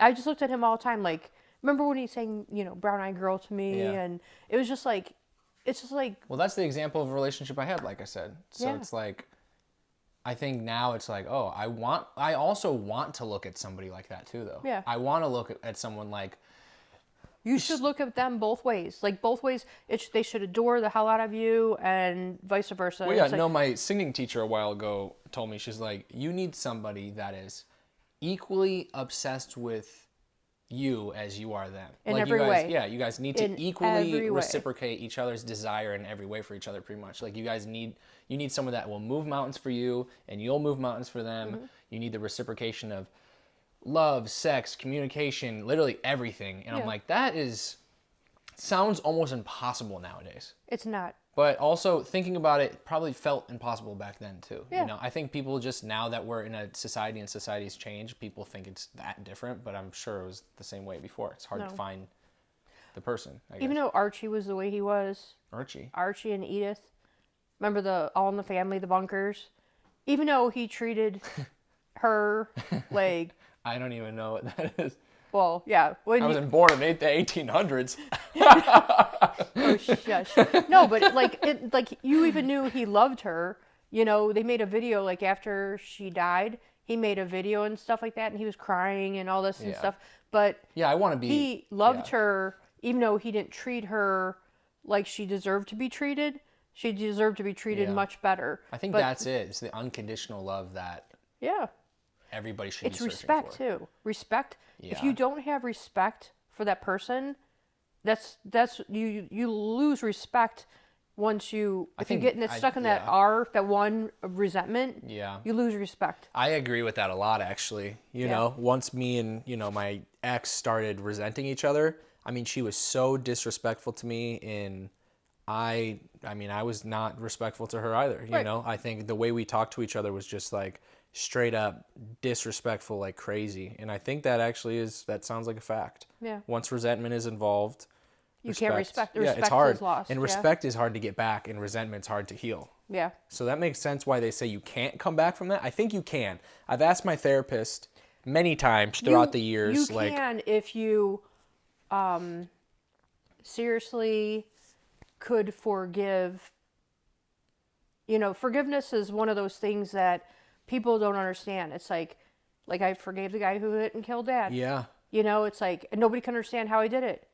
But when I saw him, like, do you want me to explain? Yeah, no, I want to hear it because Yeah. we talked about it with Brandon in the last podcast, and Okay. Brandon said, like, I can't believe you forgave him. Like, you should have killed him. Like, I would have killed someone like my dad. Like, and also, like, I think, you know, Brandon said the guy was a drunk driver and stuff like that. But So I need to hear the actual side Okay. because obviously it's your story. So my story was, I was at work one day. Yeah. And the day before he was killed, Dad said, hey, we need to go out to dinner for Valentine's Day because tomorrow we won't be able to. And we went to Cozumel and we sat in the one spot. Yeah. But you guys went there and I met you there. Yeah. But I went to Mally's to get some chocolate. And I wanted to get chocolate covered grapes and chocolate covered strawberries. So they didn't have them. And I cried. I'm like, why am I crying? Yeah. It's fucking chocolate. Yeah. You know, seriously. But I didn't know. But like maybe something, the Holy Spirit, who knows? But something told me, like, get him something. But, you know, is a chocolate, I don't know, something, maybe something Yeah. was going on where, because he said a lot of things that he told me, like, the week before. Hey, we need to turn over the garden because it's too much for us to handle. Us, I don't do that shit. And then he changed everything in the front. He changed it to perennials, or what is it, annuals, perennials, whatever. The he flowers changed, and stuff, He right? changed Yeah. the flowers out so they would come up and bloom. Oh, so they'd bloom forever. Yeah. Yeah. Yeah. Yeah. So, so we ended up, I got him Billy Bob's. Yeah, I remember you Billy were pissed Bob's. about that. And I'm like, yeah, here's your candy. So when we sat there and ate, I had a margarita and he got a Mexican Manhattan. Nice. Because he didn't know how. There was a Manhattan, but they just didn't know how to do it. Oh, okay. He called it the Mexican Manhattan. He goes, Nice. I don't know what they did to it, but it's a Mexican Manhattan. So he had a couple, and I had a jumbo, and then I'm sure we shared a fajita. We would do that all the time, share fajitas and stuff. And when we came home, he was really tired because it was like after a long day, you know, picking you guys up and everything. Derek was 15, you were 10.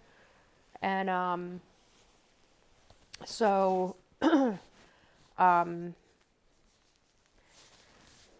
so when we came home, I laid on the couch here, and then I fell asleep on the couch.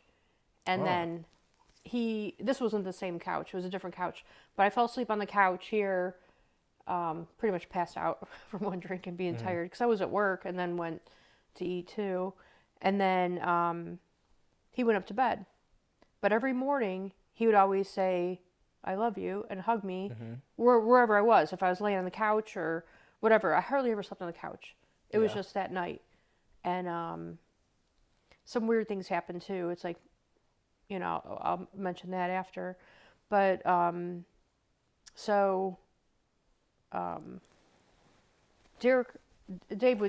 would always take Derek to work. And so he took him to school. I can't even talk. He'd take him to school, and he was running late because Derek was just like screwing around, you know, putzing around and everything. So for a long time, Derek held it against himself, thinking it was his fault because Dad was late to work. Yeah. But Which is crazy. yeah. That's horrible to think. So anyway, so next thing that happens is I go to work, you know, get you off to school and stuff like that. I go to work, and I was doing my first client. I was doing extensions, and I was almost finished. I had like a couple more to go, and I got a phone call from the post office, and they said Dave was in an accident. And the last accident he had with work, he pushed a glass window of a door, and the glass shattered, and it slit his wrist this way, remember? Yeah, I remember that. And then he picked you guys up and took you to the hospital with him. I'm like, why would you pick them up first? That's funny. And then I met him there, and so that was before, but you know, he could have died from that. Yeah. You know, he could have died from that. And then So I got a phone call. They said he's being life flighted. And I'm thinking he's life flighted going on a metro. In my head, I could not even think, where's metro? How do I get there? And I was just like in this weird moment, you know? And then I called up, I asked one of the ladies that worked with me, could you cut this lady's hair? Because I can't. I have to leave. But as I was going to leave, I'm like, I got a phone call saying that he was going to Parma. So I'm like, how do I get to Parma? Yeah. And at the time, we didn't have the GPS on our phones and all this stuff, and maybe it was, and I just couldn't think. I was just like scattered for a second, and I'm like, this is really bad. If you have to life flight somebody, it's really bad. If something's going on. Yeah. So then I called up his brother, his sister, his mother, and I said, you need to come to the hospital. I'll meet you at Parma. And then everybody's there. Nobody knows what's going on. They just knew he's in an accident. And then I saw the life flight out there, but I saw an ambulance. And when I saw the ambulance, there was a little foyer, and I was by myself. I stood in the foyer, and I looked over, and there was the postmaster, and he shook the other guy's hand, and then he put his head down. My knees just unbuckled, and I just sat on the ground, and I just cried. I was just like, I knew he was gone because of that. So, anyways, the guy that he shook his hand, they came in, they picked me up, they took me with a family. We went into this one room, and they said,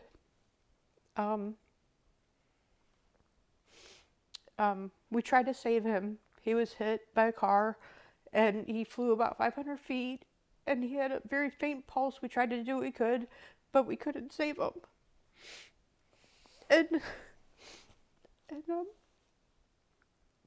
I walked past the guy who hit and killed him, and I felt like, remember the movie Ghost, walking past somebody, and I just felt like this feeling, like an eerie feeling about it. And then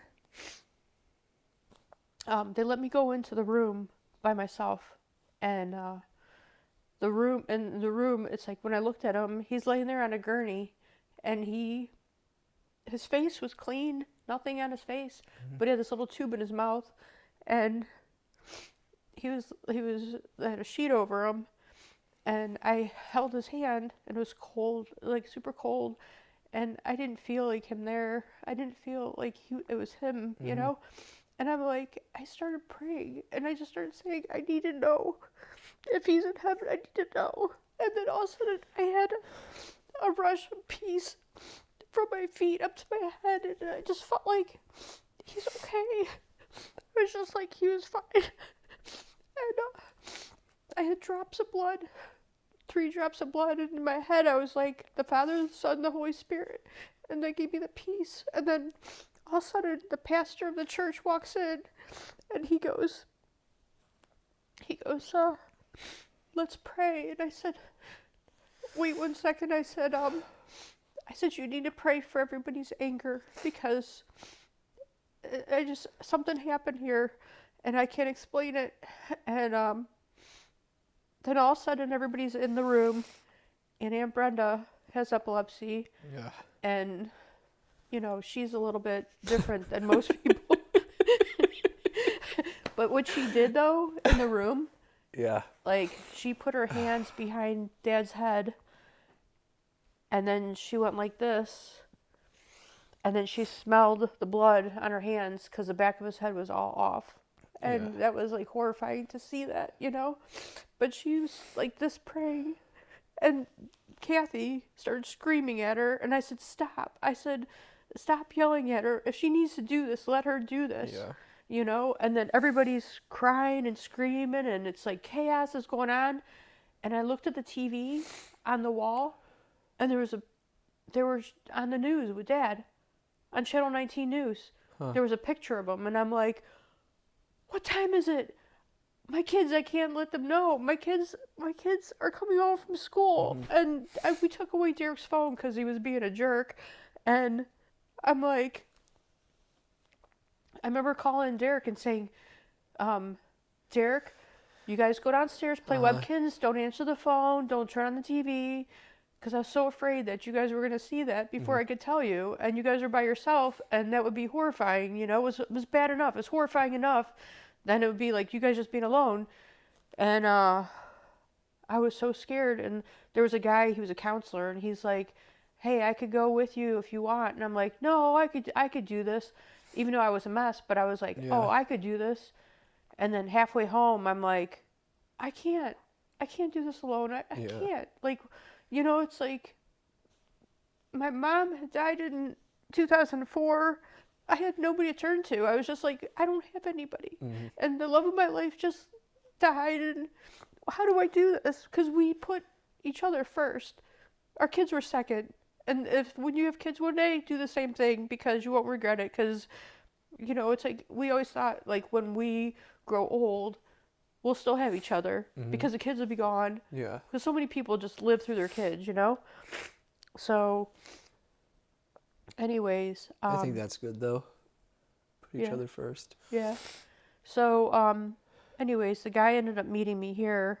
But I told you guys, he came here 15 minutes after I told you about, you know? And I sat on a couch that wasn't this couch, but it was... right there, though. Yeah, it was right I here. remember... Every bad thing was ever sat. You sit in the living room and we tell you the bad news, like the dog drowned in the pool, Dad died, and you. But no, I remember you said right when we got home. I remember I begged Dad to come to the Valentine's Day party. Yeah. Like, cause you couldn't go, you were working, and everybody at school like Dad, and they're like, oh, like tell your dad to come. Well, that's what he didn't say. He was killed on Valentine's Day. Like a lot of people. Yeah, like, and he was, was killed on Valentine's Day too. So this all happened then, but.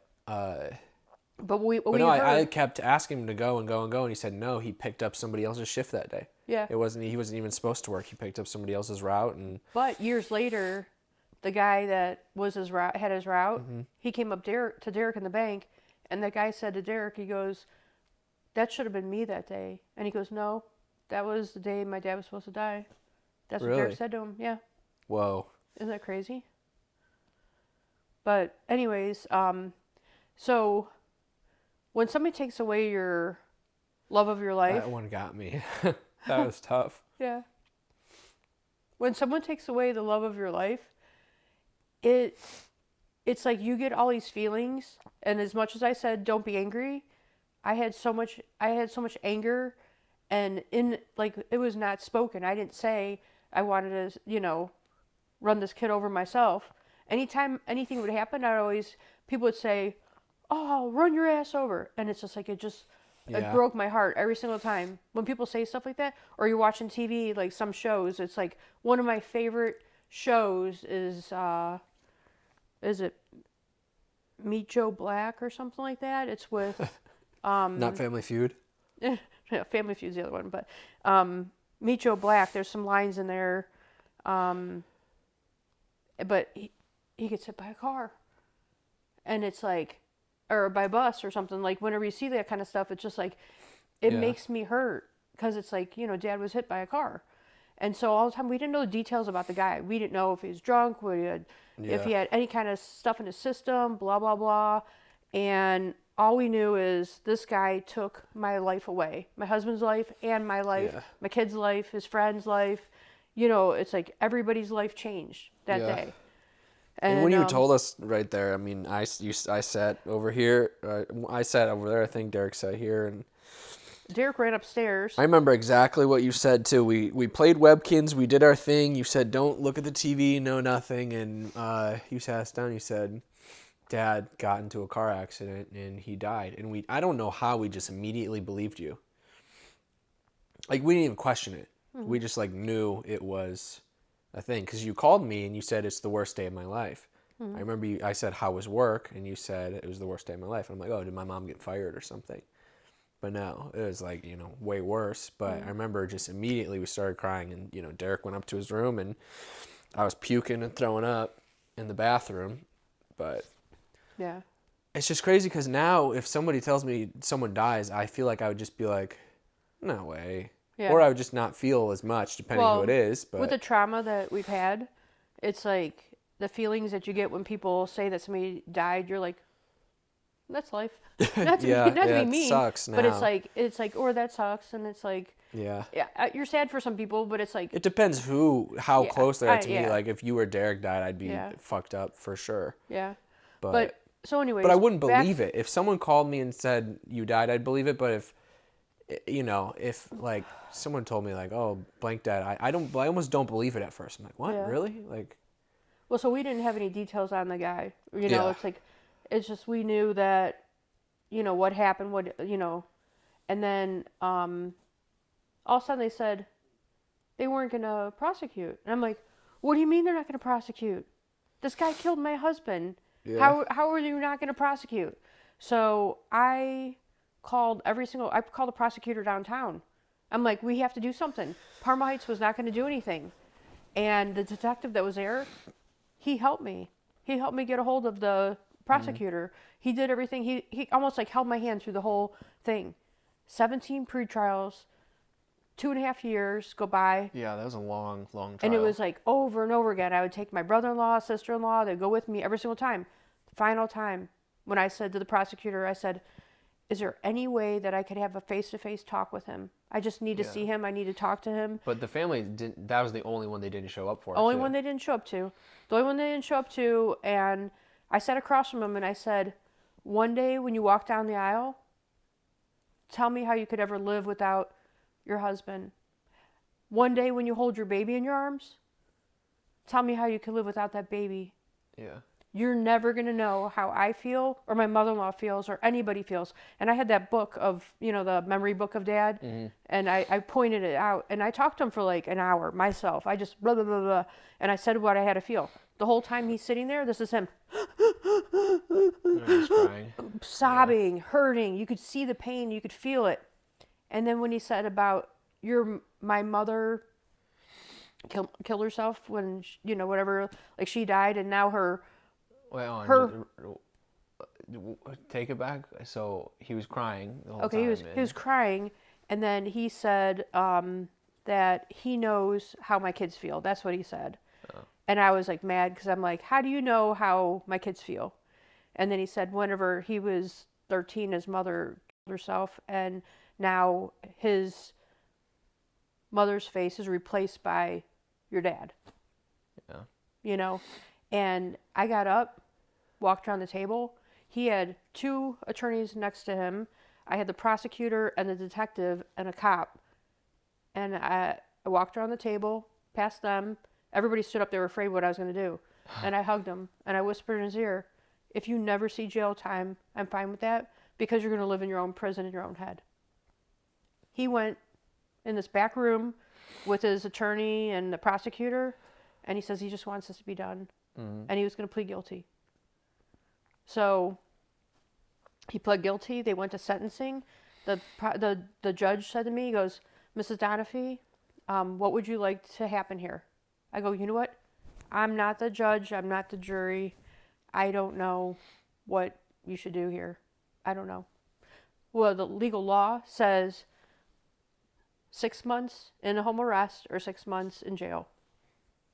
What's either one of them going to do? It's not bringing Dad back. Yeah. That's kind of how I thought. Everybody had so much anger towards the guy, even Derek, you know. Everybody just like hated the guy. Yeah. But like I kind of just like I didn't even think about the guy. Well, I gave him my number and I told him to call me. 2 weeks later, he called me because when I started that conversation, I said to him, I go, 6 weeks ago, or like it was 6 weeks prior to that, I go, 6 weeks ago, I had a cat and I killed it. And I says, it took me probably about a month to get over. You killed it? I had a cat and I killed a cat shortly before that. Like 6 weeks When? prior, 6 weeks prior to sitting down and talking to him, December 14th of that year. When did you have a cat? I hit a cat. Oh, you hit a cat. I killed a cat. Oh. Not on purpose. Oh, it sounded like the way you phrased it sounded like you purposefully killed a cat. I was like, No, what the I fuck? hit a cat and killed it. Yeah, Not I on remember purpose. that. I remember you said it was, I and remember you looked in your rearview mirror and you saw it and you were like all fucked up about it, yeah. Yeah, so it lasted me like a month. Mm-hmm. I go, how long did it take you to get over killing my husband? And as soon as that's when he started, and could not stop crying. And he didn't stop. Yeah. His eyes were puffy. He was crying, like, it was so sad. And then Did you forgive him right then and there, though? Yeah. Just immediately forgave him then? Yeah. I felt like I can't hold on to this anger and this pain. I need to get it off my chest. I can't. It was just like something that was just like, it tormented me, you know? So let's fast forward. I talked to him many times for months, years, and we Does had he still write you on Valentine's Day? No, I was going to write him for Christmas. I was going to say, hey, Merry Christmas and stuff. And I will reach out to him now because see if he'll go. But anyway, so. Go what? Go on a podcast with you. I want to have him on a podcast. I feel like, I don't know. I feel like everybody's going to be so pissed. People are going to be pissed that I don't kill him on spot, you know? Oh. But well, the way I took it was, I mean, I met the guy and I shook his hand and I forgave him on TV. Well, let me fast forward. But, let me fast forward my story, then you could tell him about that. I will say I took it as my dad's gone. Like, my dad died. And you can't bring him back. I can't bring him back, but I didn't even think that somebody even killed him until later in life. You know, I forgave him on TV, but then later in life I started having the thoughts like, did I actually forgive that guy? Like, did I forgive him? Did I ever even process that somebody killed him? Like, yeah. Like, and I really started thinking and then, you know, as I get older, it's harder and harder almost. Yeah. Like, I dealt with the grief, but like as a kid, it's like, oh, I don't have a dad. But now that I'm older, I'm like, I didn't have a dad, and that would have been so beneficial. You know, like other people like get to have a beer with their dad. Other people watch sports with their dad. Other people, you know, their dads don't die until they're, you know, like 35, 40 years old, even older sometimes. So it's like 35, 40. I'm just saying. You mean 80s? No, I'm saying 90s? when they're Yeah. 35. Yeah. But I'm saying like, I also feel like, oh, like I didn't learn how to be a man. I didn't learn the hard work and the discipline and all this stuff. And it's like, maybe I wouldn't have learned it even if he was alive. But I'm saying, like, I noticed my friends that were raised by single fathers versus single mothers. I'm like, they don't have a lot of things that I have, and I don't have a lot of things that they have. So it's nice because I get to learn kind of how to be a man from my friends that were raised by single fathers. But it's like, I don't know. And there's the statistic, like, a lot of people in prison, like, don't have single father school shooters. I mean, I'm like lucky that I turned out this way, you know? Thanks, Mom. But yeah, no, I mean, yeah, that's what I'm saying is like, it's just, I don't know. I feel like I'll never be where I am today without all of that. Yeah. Because that is like my why for everything, really. But it's like, would have been nice to not have all that trauma. And it's like, I could blame all that trauma on just him and be like, you killed my dad. You're the reason for my trauma. You did this. And I could blame it all on all that. Or I could just take responsibility of it, like take ownership of it and be like, okay, that sucks. That happened. I have no control over that. He's gone and I have all this fucking trauma. I have to deal with it and learn how to it's just like how you respond to it, really. And I'm like, well, so it sucks though. And it's like after- hard to forgive, I guess. But after all that, it was like December 14th was the time that I forgave him. And then Christmas, I was not welcome at his family's house. Do you remember us leaving? family's house. His mom's house. Oh, it sounded like you were talking about Christmas. the guy who killed No. dad's family. No. Killed dad's. No. Yeah. So like back You were talking to about dad's family. You Dad's weren't family welcome. because all that stuff happened on the 14th of December. And you forgave him. And I forgave them. And they said that they weren't there. They weren't allowed to be there for sentencing. But it went right to sentencing. I had no clue. I asked them to go. It wasn't like and they anything didn't I show did. up. I did. There's not like what I did. So I was like resented for a long time, and still probably. But you know, I can't. Yeah.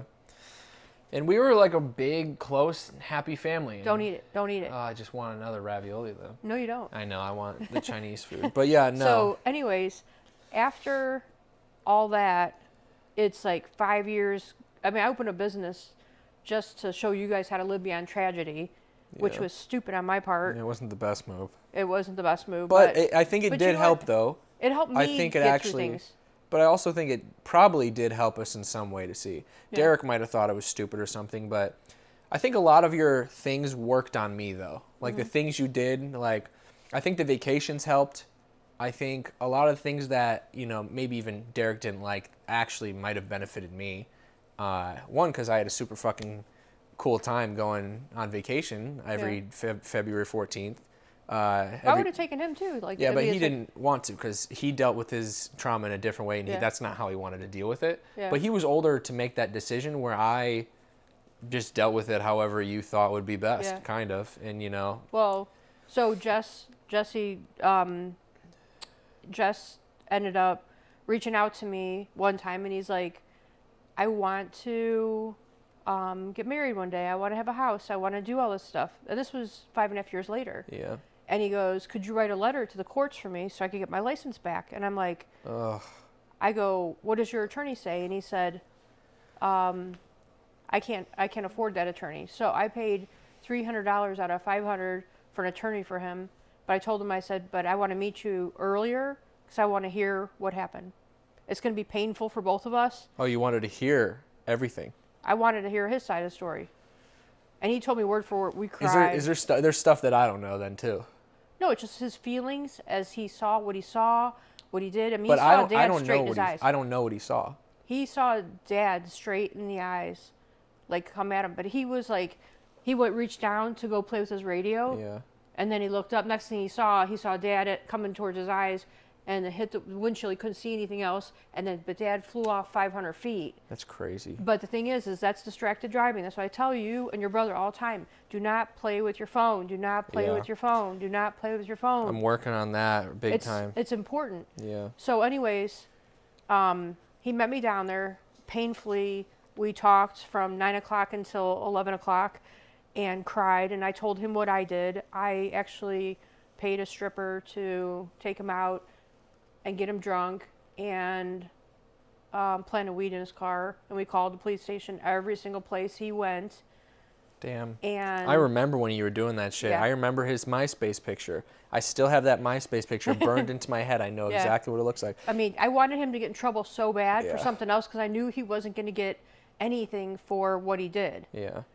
So I did that, and I told him about that, but I told him my repercussions, things that happened. Do you think he's a good guy? I think he's a good guy. Because everybody makes him out to be like a punk ass kid. Okay, so he was 13 when his mom died, right? Yeah. He was being raised by his mom and his dad and his stepmom, which were good people. Yeah. However, me and my stepdad, my dad died when I was young. My mom got together with my stepdad, and we moved into their house, and we had other people and all this stuff, and I became a punk-ass brat. Yeah. Am I a horrible person? That's judging. It's like the guy, Yeah. it's like, so anyways, he asked me to, help him by a letter, and I said, even better, I'll go there. So I ended up going there, and I go into the courtroom, and I sit down on his side, and the prosecutor That's said, nuts. prosecutor goes, what are you doing here? And I said, well, I'm here for him. And they're like, why? And I'm like, I am. So he goes back. Prosecutor was a man at the time. Goes back to the judge's chambers and talks to the judge. Judge comes out. When the judge comes out, Mrs. Donafhy, come on up here. What are you doing here? And I go, well, I'm here for him. And I said, can I tell you a little story?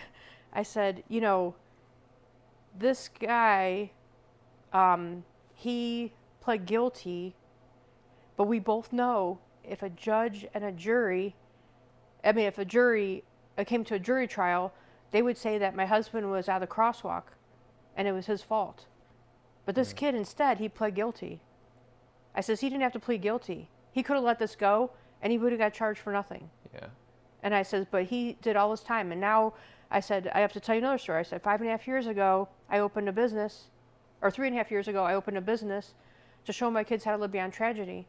And if you don't let him live beyond his tragedy, what are you teaching my kids or anybody else? And he goes, hits a mouth thing, granted.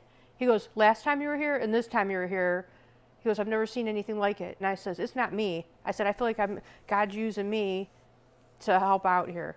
I says, because it's not me. I'm not that good. I really am not.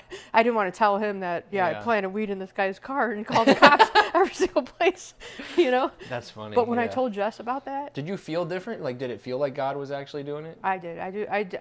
Why else would I do that? Because Yeah. I wanted him to hurt so bad. Yeah. You know, at one point.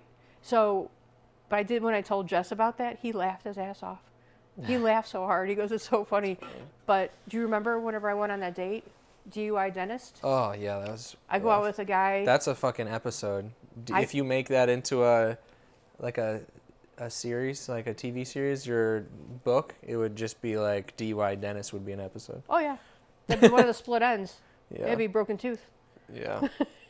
So, yeah, I go out with this guy, and he picks me up and everything, and then he has like 16 drinks, and I have 3, but my final one was like melted. It was in August, and it was like ice, and then by 2 a.m. it was just water. Yeah. And he goes, chug it, let's go. We go get out to the car, and he goes, how about if you drive instead of me? And I'm like, I would rather my kids have 2 parent or 1 parent, because they don't have 1. Oh, and that night. Oh, And then, fuck. yeah, that was a bad night. Yeah. Continue. So I ended up getting a DUI, and it actually was like OVI, and, Yeah. but yeah, it was pretty bad. I came home to you and your friend hanging out at the house, and I couldn't even go. I ended up going to work, but I So you saw didn't have your license anymore. they took my license. I had to go to work. I had to have somebody pick me up for work.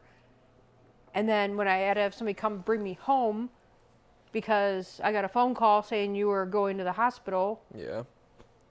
I'm like, what for? I'm like, shit. Yeah, that was a crazy day. Yeah. That's when I overdosed on cough syrup or whatever. Yeah, it was horrible. I'd lose my license. I'm like, so I'm the mama. Yeah. I earned this. I earned this hat. It's my trailer trash hat. Yeah. That's what it sounded like. Your It sounded DUI, like yeah. I get a DUI, come home, my kid To overdosed. your overdosing kid. Yeah. Oh, that was horrifying, Yeah. because you're sitting there like Shaking. tripping I in was and out of shaking. consciousness, and then it's like the things I remember from that time, in and out of consciousness. I'm thinking you're gonna die, and it was just like, you said you had 12 praying hands. You said you thought you saw them on the curtain, 12 praying hands, and you said you would never do anything to hurt your body after that. Do you remember that? Oh, man. I remember saying, I remember praying to God, like, hey, if you save my life, I will quit. I'll try to quit drinking. I'll quit smoking, and I'll quit nicotine. I remember I did afterwards. I said I'd quit weed too. And I did. I don't really do anything anymore, but like I definitely did things to hurt my body after that, you know, but not as bad. And I was a hooligan, but no, I try to drink as least as possible. Occasionally I'll But the worst thing of that, occasionally I'll do a Zin, yeah, but the worst but I thing try about to stay that, away from them. the worst thing about that is that you lied to me about some things, like your friend slash. Yeah. We'll blur the name of that. Okay. So, but you made it like he pretty much put it down your throat. Yeah. And you. Well, no, I pointed the finger, like, big time. Yeah, you And pointed the finger. I've apologized to him a million Right, times. And but so the I don't thing know is- if he still resents me or not, but For the longest time, I was so pissed because he was my best friend, and I kind of threw him under the bus a little bit and said it was all his fault. Right, I so didn't that- want to do it though. I know I Okay, didn't want to do it. But the thing is being a mother, being protective over your child, you'll know when you have a child one day. You tell somebody that their kid, that is done to their kid, you will do anything to fuck them up. Yeah. Like you will kill. Like I wanted to kill him. I wanted to kill him. I'm like, what are you doing? My son's gonna die here, and this is your fault. Yeah. That's how I felt. So it's like I couldn't handle anymore. It was just like, you know. Yeah. But so I was like, I'm sorry. Bleep. Yeah. But Yeah. yeah, no. I mean, I don't know. I think I've become a much better friend as I gotten older though. I realized, you know, like how I just like never wanted to hurt anybody, but I also never wanted to get in trouble. Sometimes those things intermingle where it's like, fuck, I don't want to get in trouble, so I want to say it's not my fault and I didn't do it, but also I don't want to hurt my friend either. And that's why I was so fucked up about it, because I felt like I was a bad friend, you know? And I've told him like, hey, like, dude, I've apologized a few times. Like, I know Yeah. he was always loyal as fuck. He always would throw himself under the bus to Well, protect me, and he still would. What He's upsets that me loyal. is that I used to love him like a son. Yeah. And it's like then I was so angry at him, Yeah. but he never knew that I was. Probably didn't know. Yeah, I mean it's like, But it's like being a mother. But You're- now he's one of my Yeah. like best friends right now. So Yeah. it's like, and he would still he's still I don't know. I feel like he always will be loyal. That's just his like number one quality. He always will. When I saw his pictures hype you for up and Christmas, everything. like he's in New York, Yeah. I was just like so happy for him because he looks Yeah. like he's so in love Dude, with this girl. he's so happy. He's so in love. He's turned his life around after all the shit he's been through because he went down a super bad path. But like, he's changed completely who he is, and he's but he's the honestly same- probably one of the most successful, well-rounded people I know. But so the thing is like it's like that sweet, loving person that I knew. Mm-hmm. I could not believe that what happened. Then, like I said, when you're pointing the finger, it was just like. But also, like, the thing is That's like, what I'm saying. Like, okay, so like if this was the family, and they knew, okay, let's go back to the guy who killed Dad. yeah, Okay, the guy that killed Dad. You know how everybody got angry at him. Hmm? The same thing. It's like if this guy would have killed you, and it was said that he did this, but then I lied. right? So, but the Yeah. thing is like truly this was an accident. Yeah. And it was an No, for accident sure. because of negligence. The But also, negligence like, was, I still did But listen, it. the negligence was him looking down at the thing, not paying attention on the road. That's what kills people. Yeah. People always say, drunk driving, high, whatever. Not paying the fuck attention to the road. Yeah. You know, it's like don't play with your phone, the radio. Dude, everybody's on their phone nowadays. Everybody, but Yeah. you know what? They don't realize how many people that kills. That probably kills more people than drunk drivers. I could bet. These days. Maybe, actually, I don't know. I don't know the statistics on that, but maybe. But you know, it's important that that. And I try sinks not into- to do it, but But it sinks into people, like Derek especially. It's like, stop texting. It makes me so mad. it's crazy because a lot of people think I'm on my phone. Like, you're on your phone all the time. Like, why are you fucking scrolling through this or why are you doing this? I'm like, I'm taking notes in my notes app because my brain's fucking Yeah. going crazy. Yeah. But, yeah, I don't know. So, anyways, back to the guy that killed Dad. Mm-hmm. So after that, it's like it was healing to help him because it's another part of forgiveness. You know, Yeah. it was another part that. I think the only hard part with that for me now is like, he took away my dad, but now he gets to be a dad to some kid, and now his son has a father and will be raised with a father. I think that's the only thing that ever fucked me up. I don't really care that much, but it does mess me up a little bit where I'm like, oh, he killed my dad, but now I don't have a dad, but his son has a dad. I don't know. It just feels, that's the only part that's like, it doesn't eat me up and keep me up at night, but occasionally that thought will pop into my brain. But, I don't think about it all the time. I more so think, oh, I was raised with no father. It kind of sucks. My mom always told me, live this way, focus forward, and that's what's helped me. Always my mom in Yeah. my back of my head saying, let's look forward, don't look backwards, keep focusing forwards. Because Just keep swimming, like Finding Nemo. what did Jelly Roll say? Did you hear Jelly Roll? Jelly Roll? Jelly Roll said, I don't know what that is. Jelly Roll, the singer, country singer that I love. I don't know that. So he said, he goes, they made the front window as big as they did, and they made the rear view mirror as big as they did, because you look in the front mirror, you don't look out the rear view mirror. You can't go anywhere looking out the rear view mirror. You just, Yeah, I guess that makes sense, yeah. I don't know But exactly also- how he says it. He but says it way better, probably. He says it way better. Way But more. it's We like, should that's put how like I- motivational music under that one.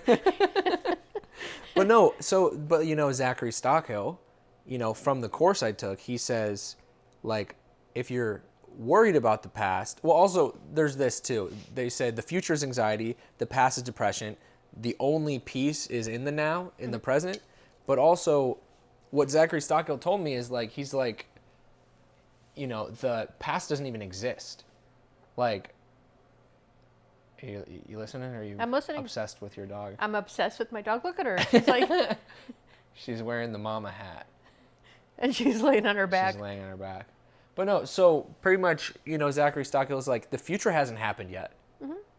And the past doesn't even exist anymore. Mm-hmm. So why are you focusing on something that doesn't exist and hasn't happened yet? You know what's funny? He probably I also... told you this stuff all this time, But Mama does. You don't listen to Mama. You don't listen to your mom. Why would you do that? But but no. Also, he probably said it way better than I did as well. You go look at Zach Stock. He has a bunch of great stuff. You need a picture of that. Take a picture of her. The mama hat. Here, we could throw that on the. We'll throw it on the podcast of her laying there with the mama hat on.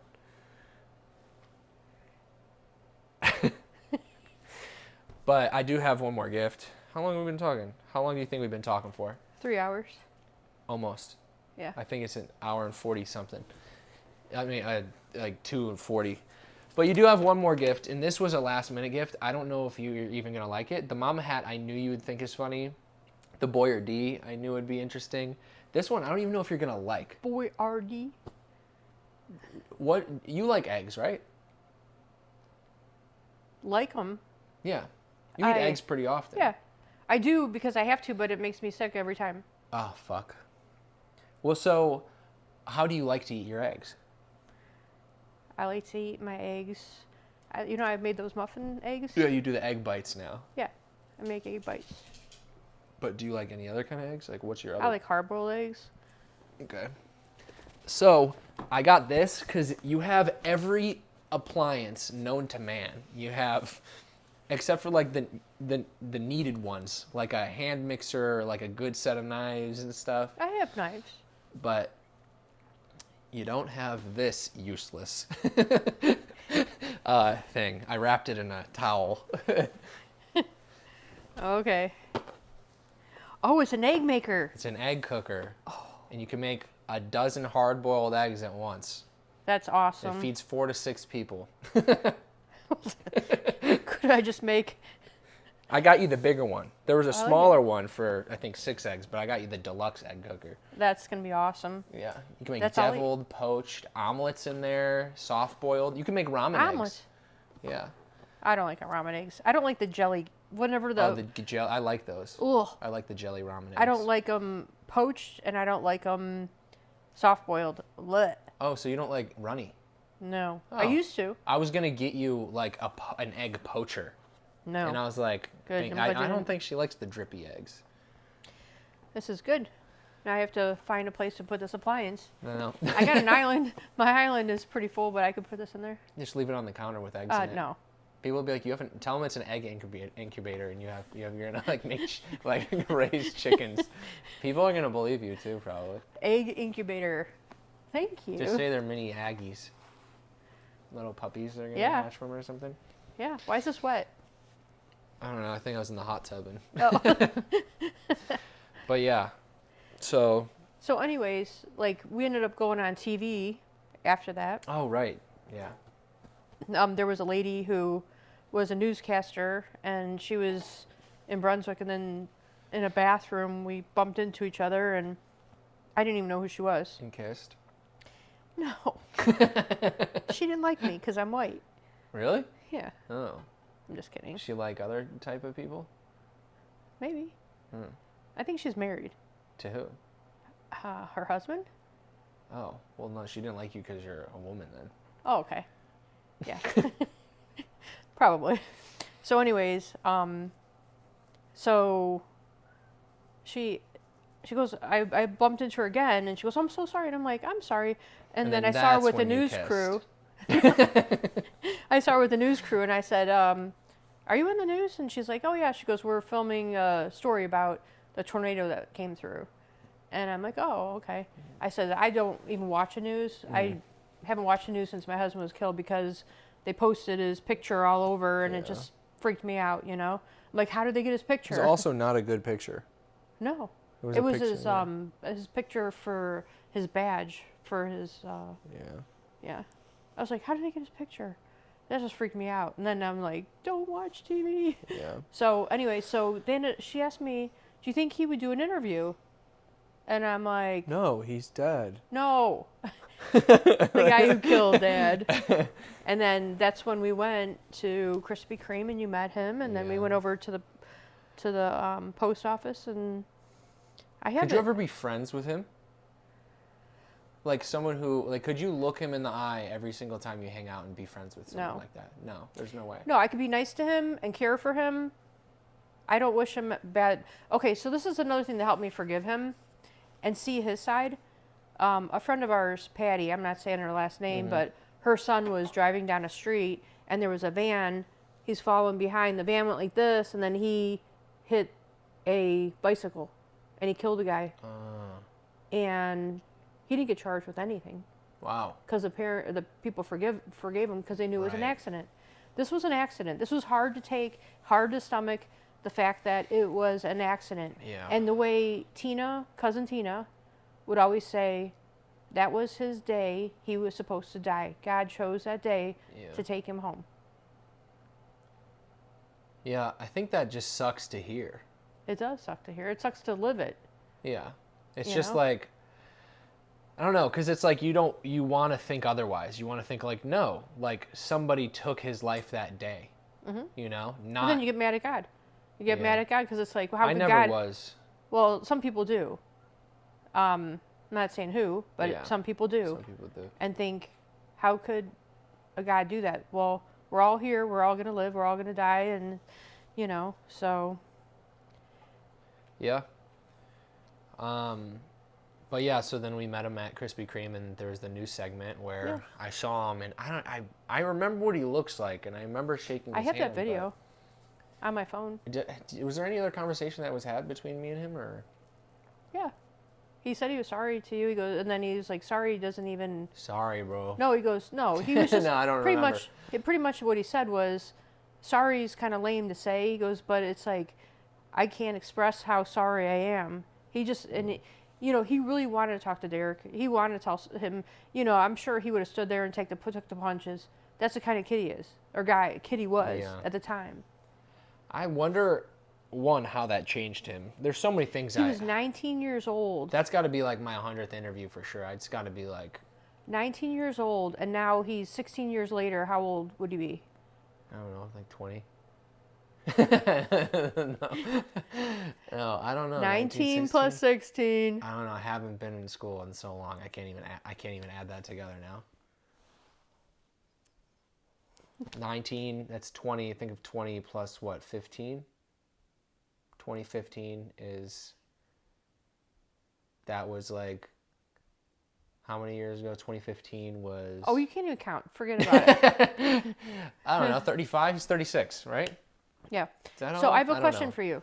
Okay, so we talked about Dad's death and everything. Yeah. But whenever you found out that I had breast cancer, how did you feel? Fuck. We didn't even get to the breast cancer stuff. You have so many things. There's the breast cancer. There's stories when you were a kid that are crazy. Yeah, but let's talk about it now. We'll get back to kid stuff later. But whenever I came out, I found out, I went to California to see you, and then I was having like really bad cramps, and I was like period bleeding, like so bad. Yeah. And when I walk up the hill, and I was like anemic, I was just I remember you were like dizzy and not Yeah. feeling good. Yeah. And so I went to the doctor out there, and this doctor said to me that I have cyst on my ovaries. But he did a breast exam, and he says, there's a large lump here. Well, I knew that lump was there, but it was just getting bigger, you know? Yeah. When I was 35, I went to get a mammogram, and they said it was benign. But when I was 52, I had... Not Baten. Huh? Said not Baten. What are you talking about? Benign. No, Baten. you're but stupid.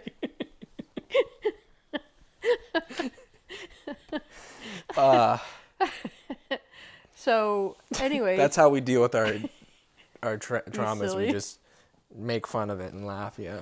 So, anyway, so he told me I need to get a mammogram, and I'm like, I'm going to wait till I come home to go to Cleveland Clinic.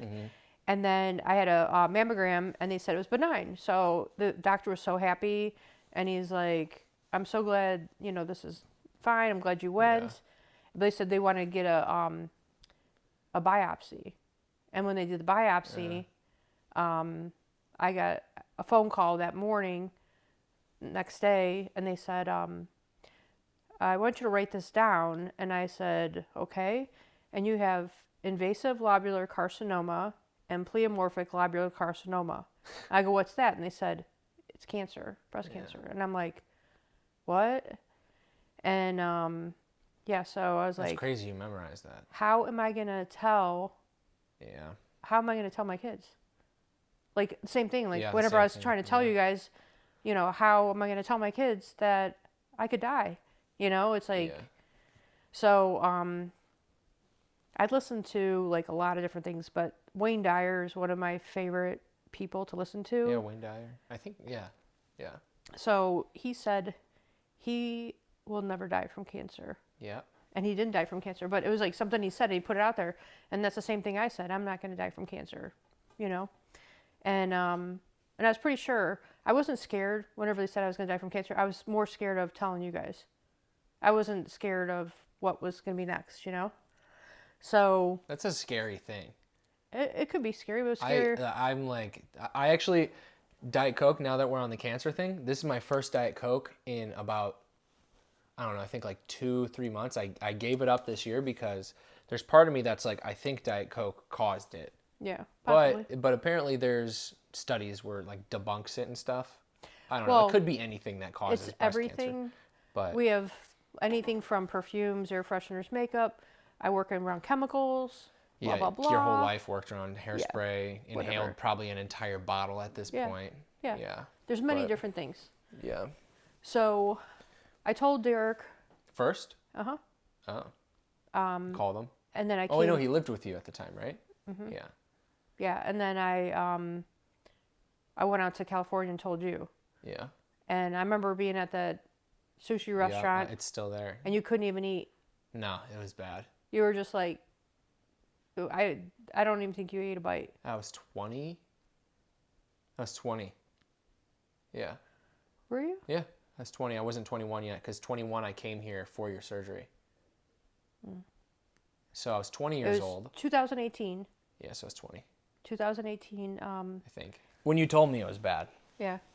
So I was just bawling my eyes out. well, then when I had my surgery, You said the craziest thing happened. the craziest thing that happened was whenever I was going to have my surgery, it was scheduled for Thursday or Wednesday. I think Wednesday it was scheduled for. Grandma died. Oh, yeah.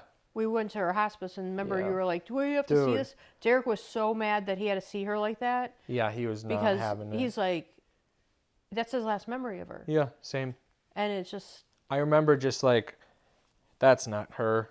but it was like so. She was like, I say this a lot as a joke, but I say like, grandma melted.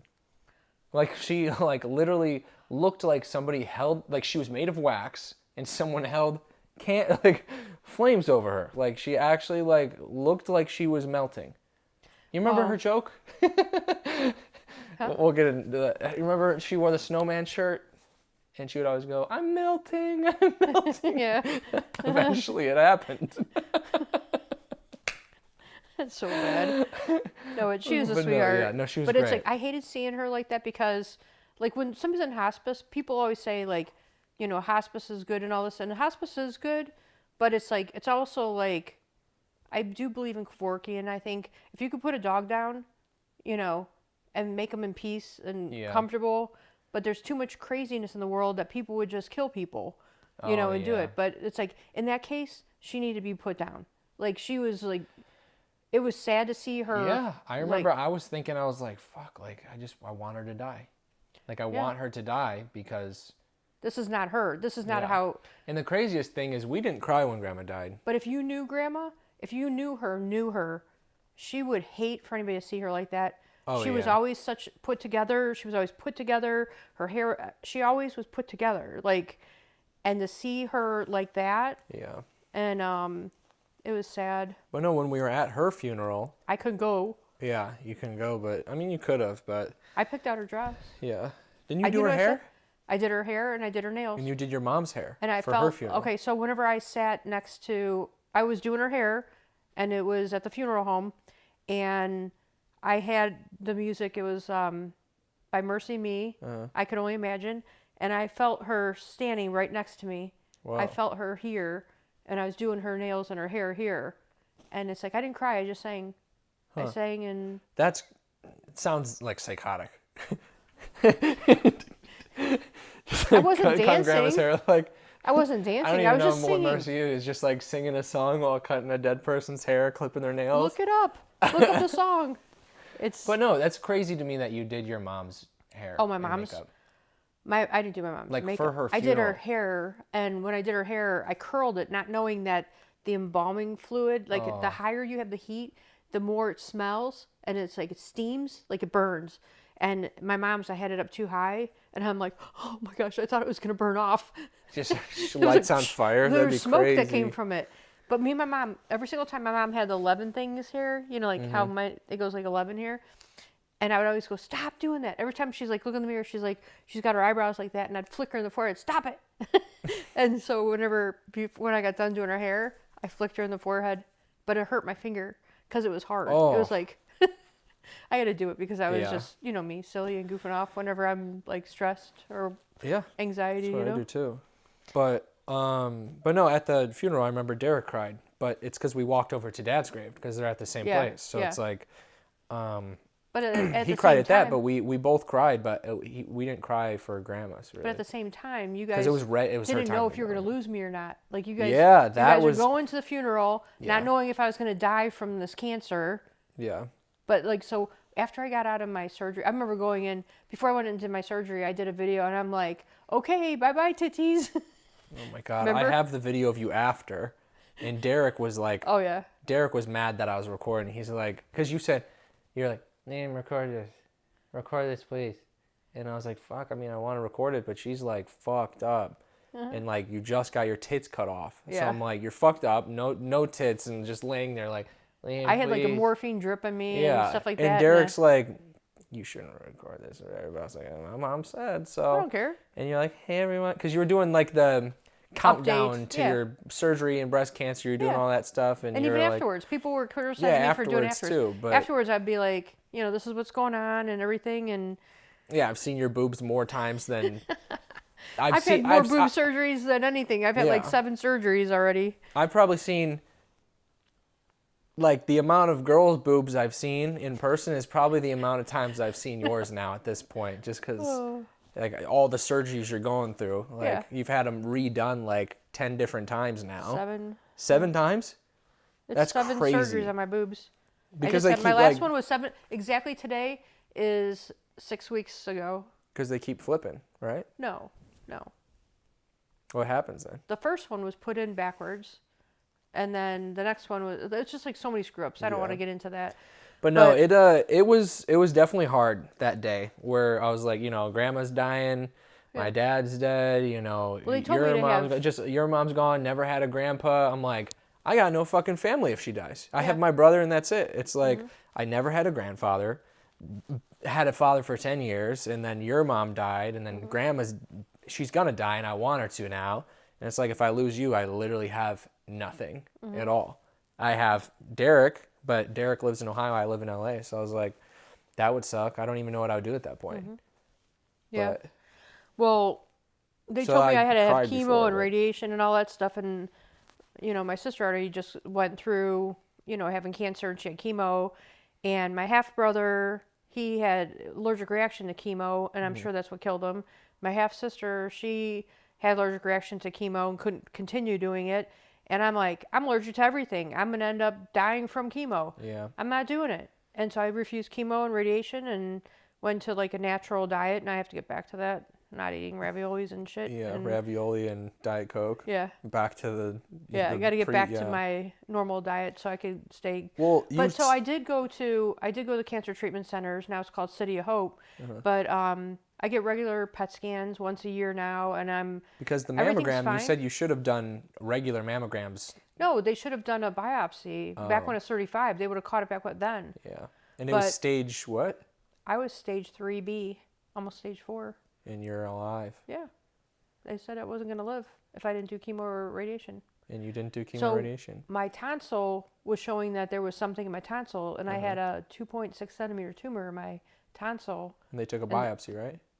They took the whole tonsil and they did a pathology, said there was a 2.6 centimeter tumor in there. But it was Benign. It was not Pretend? cancerous. Huh? Pretend? But no, Pretend? so you beat cancer, Yeah. and did it without chemo, 3B, which is unheard of. Yeah.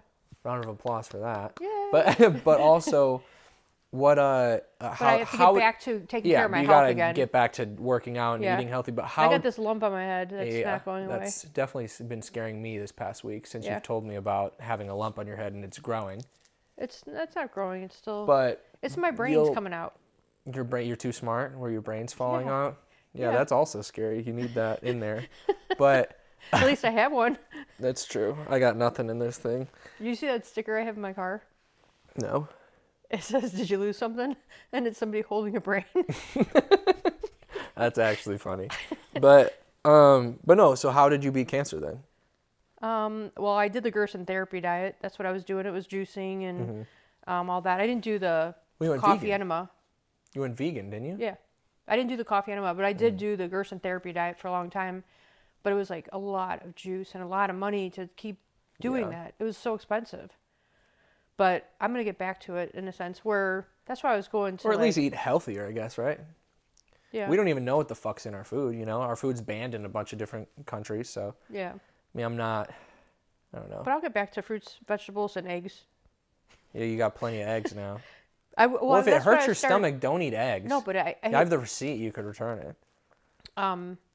I eat eggs every day for protein. Every day, and you get sick from them? As soon as I eat them, I'm in the bathroom. You're probably allergic to eggs. I'm probably allergic to eggs. But you're still going to eat them? I can't get a flu shot because of eggs. The doctor said, So you're just going to eat a bunch of eggs yeah, instead? then it makes me like go to the bathroom. So it helps lose weight. Right? Yeah, I guess so. But, so Gerson therapy, vegan, juice cleanse, all that is how you did it? Yeah. No chemo, nothing else? No. There's no secret, like...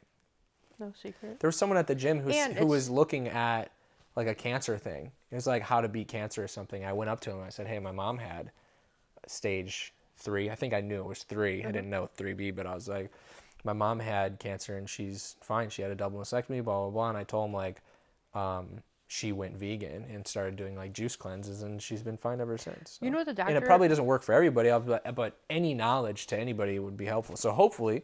Yeah. It was his sister or something. Yeah. So hopefully he Well, took that and it worked or something. The breast surgeon said, I said, I wanted to go to the funeral, but I don't know if I could because whenever after my surgery, I felt like I couldn't even get up. My first nurse that I had was a male nurse, and he was so hot. He goes, "Let me help you up, and I'm going to teach you how to get up because I couldn't use my arms to press up. But like, how do you get up? Could you get up without using your arms? No, just get up right now. Try to get up and not use your arms." Hold up. I got this. Okay, but you're using your whole entire stomach, and that would hurt your boobs. Yeah, I guess so, huh? You know? Yeah, that'd be tough. I feel like I got to at least use Everything core. from your core, your whole entire body hurts all the way I here. remember you couldn't like move. You were on the couch it many hurt times. so bad. And you just had a recent one. That's Yeah. You're now healed enough to go to the gym after weeks of recovery. Yeah, today's my day. I'm supposed to go. But Oh yeah. but I'll go. I went. Yeah. So anyways, The new year, new me. the doctor that removed my breast, she said I want to go. I said I want to go to the funeral, and but it's hard for me to even walk or move. And she's like, "I didn't cut off your legs. I cut off your breast." I was just like, "But I feel like you cut off my legs too." Yeah. But it was like I couldn't. It was hard for me to walk. I had to do a walk around the hall before I could leave. Oh my gosh! Every step I took. Oh, and then in the car, when you get in the car, every single movement of the car you feel in your chest. Yeah. The worst thing is they cut off my nipples. Yeah. And I have tattooed nipples and recreated nipples, which they look pretty good. They're actually in Cleveland Clinic's how to do tattoos for breast cancer people. Perfect. Now everybody's gonna go look for those and be like, "I saw your mom's tits. No, but I saw said, your mom's boobs." No, whenever they did the tattoos, I said, you know what? I have tattoos and they fade over time. So do it really dark. I want it like really dark, Like pepperoni nipples, and I then they want lighten up. chocolate looking ones. I want them to look like Wow. chocolate kisses. They were that dark. I didn't even know that. I'll show you a picture. No, but actually, it's only you see this. You know what I mean, like right here. But yeah. so, yeah. So they made them really dark, but they're perfectly light now. They're Yeah. they're just right. But if you make them too light, then they'll fade a bunch, Yeah. huh? Then you have to get them done again. Yeah. So, anyways, so I forgot what I was gonna say. What were we talking about? Nipples. They were in the book Okay. Yeah. and stuff. But there was a point to Let me it. see how much time we got left on these batteries. The battery's got about 1 or 1.5 bars left. I think they're gonna tap out soon, so the podcast might just end abruptly with no outro, or if we. Oh, let's just end it now. Oh, if you have one more thing to say, right? We also have to eat our Chinese food. We got Chinese food 3 hours ago. I know I'm starving. I want to know. just be done with this. Now I'm I don't even Let's want. just end this so we could eat. I don't even want to eat it now because it's been out longer than 2 hours and now it's contaminated. Oh, fuck that. I want to eat it.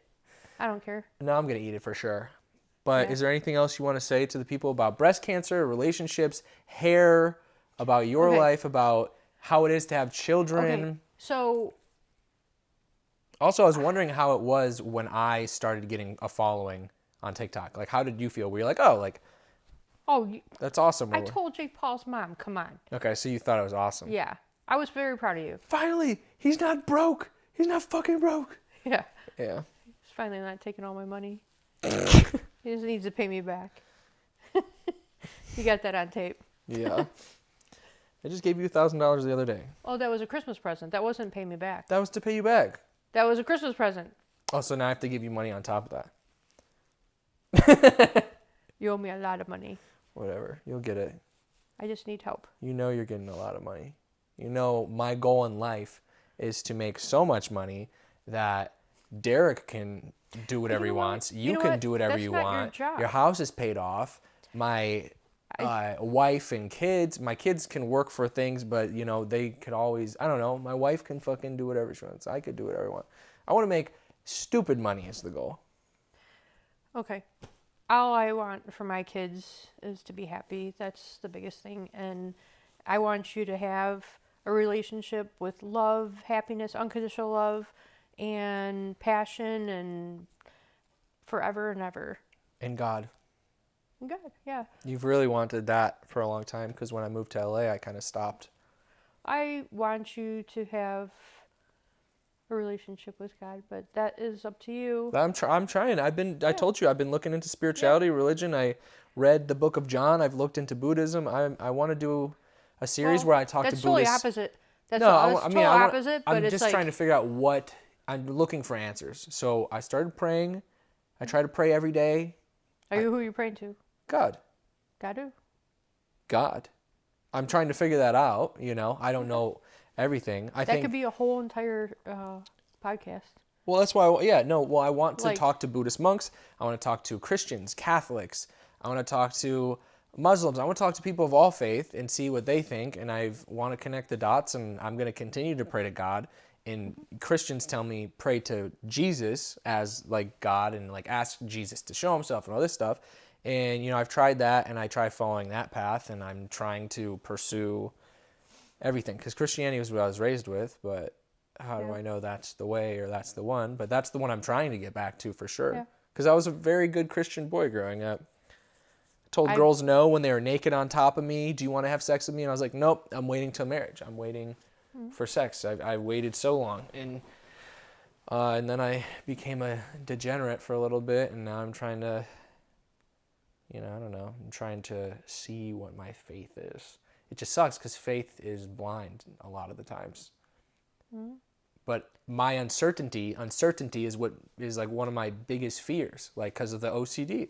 Yeah. It's like unanswered questions, uncertainty. That's what always has drove me nuts about everything, religion, relationships, past stuff, fucking future things. So it's like, that's why it's hard. Well, like I said before, I want your happiness, ultimate happiness, and I want you to have fun in life and get back to your funny side. Your funny Liam. I think I did lose my funny, But crazy you- cuckoo shit, but I think it was good that I toned it's- down a little okay, bit. I there's- could have gotten in trouble with the prank Okay, shit. there's And crazy drinking cuckoo, and, but there's crazy cuckoo, but there's like, you've always been funny. yeah. And it's like before you drank, before anything, you've always been funny. You always had the funny side. And it's like, don't lose your funny and always stay funny. You know, it's like, Yeah, it's weird because, like, the past few years I've thought I'm not that funny. I'm like, I'm not that funny. I feel like I'm funny in a different way. I'm not funny, sketch comedy funny. I'm not actor funny. I'm more like, I don't even know how to classify. I think everybody's funny to a certain extent, but it's like, I don't think my funny is the way some of my friends are, where it's like, oh, they are But you're comedians. you. I'm not. But I don't you think I'm have to- comedian funny. You don't have to compare yourself to anybody. You are funny. You could be a know. comedian. You and Liam together.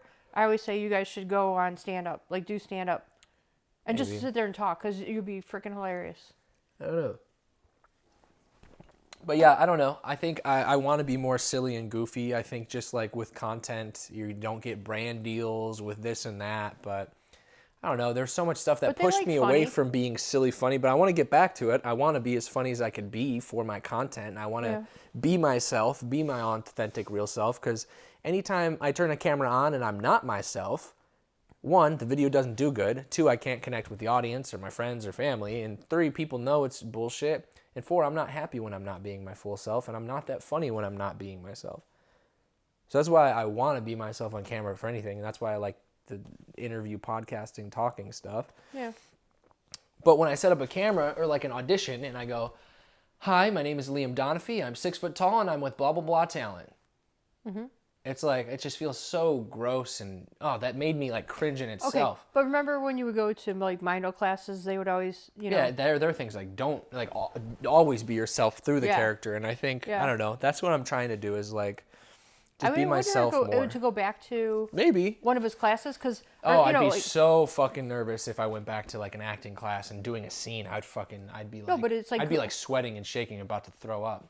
no, but if you go So back I to probably should do it then. yeah, but like to his classes because his classes kind of like help push you a little bit. Yeah. So I mean, we'll see. I have a whole journey to go on with Yeah. all that. so why don't we wrap it up because Always wrap it up. Don't be like me. wrap it. would you say like You're in gonna- Hollywood Boulevard? Well, you're gonna have wrap it before you tap it or whatever. Yeah.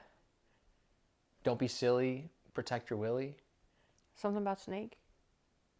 Oh, my voice Don't make a cracked. mistake. Don't make a mistake. Cover your snake, and my voice cracked on that one. That was a funny fucking video. That was me when I'm being silly and goofy, but the video got restricted. Like platforms restrict content if you're like say bad words or if you this or that. Like they don't monetize you. They take your stuff down. It sucks. So that's why I switched up and lost my funny because I lost my money. You Well, know, it's I like lost my funny because I lost my money. literally, like I lost money. I lost. Well- I don't know, but no, I'm trying to find a good in between bridge where I can be myself and have everything. But is there anything else you want to say to the people before we head No, out? thanks for the gifts and thanks for the. And what's your life motto? What's the motto you try to live by? Focus forward. Focus forward. Yeah. Focus forward. I thought you were gonna say like be nice or something. D nice. Yeah, be nice. Be D nice. D nice. No, it's like I'm good to everybody. I'm kind to everybody, and so you cross me. Oh, that's true. You don't want to cross her. She'll No. She used to give me the high heel when I was acting up. It was 1, 2, fill my shoe. 3, 4, hit the floor. But I never got. Well, I did get the spatula sometimes. That I did the shit Batista sucked. bomb. I've done a bunch of different moves. All right, everybody. That was the longest episode. Officially, they keep getting longer and longer. So Cut it up. I think that was the longest one, at least. I don't know. It looks like it by the time of us recording. But we're gonna go eat some Chinese food. That's my mom. You could follow her on all platforms at Hair Extender. I don't know how she got that name. It's pretty dope. If you want to do hair with her, call her up. HairExtenderUSA.com. HairExtenderUSA.com. DM through Instagram or Yeah. go to the website. And I travel to do hair. She travels to do hair, everything. So if you're looking for hair extensions or, I don't know, cuts, colors, everything really, I right? travel for hair extensions. I don't travel for cuts and color. Okay. I mean, They if can I travel get to you for cuts and color, though. right. But say like if somebody wants to get extensions, but they have friends that want color done, I'll do that. You know what I mean? yeah, So, around like, there, I yeah. flew out to Vegas to go do some hair. Or if they just need a therapist. Therapist. Yeah. Yeah, I'm gonna get a second line, and then I'm gonna have Oh, people that would be call me. crazy. No, I'm gonna A do what do you call life it? talk thing. Life talk. Yeah. Therapist. I'll give you some advice on your hair. I'll give you some advice on your. Yeah, advice on my hair that I cut off. But all right, we are gonna go eat Chinese food. Maybe she'll be on an episode in LA when we're back there. Thank you guys for watching, and I'll see you guys in the next episode. All right.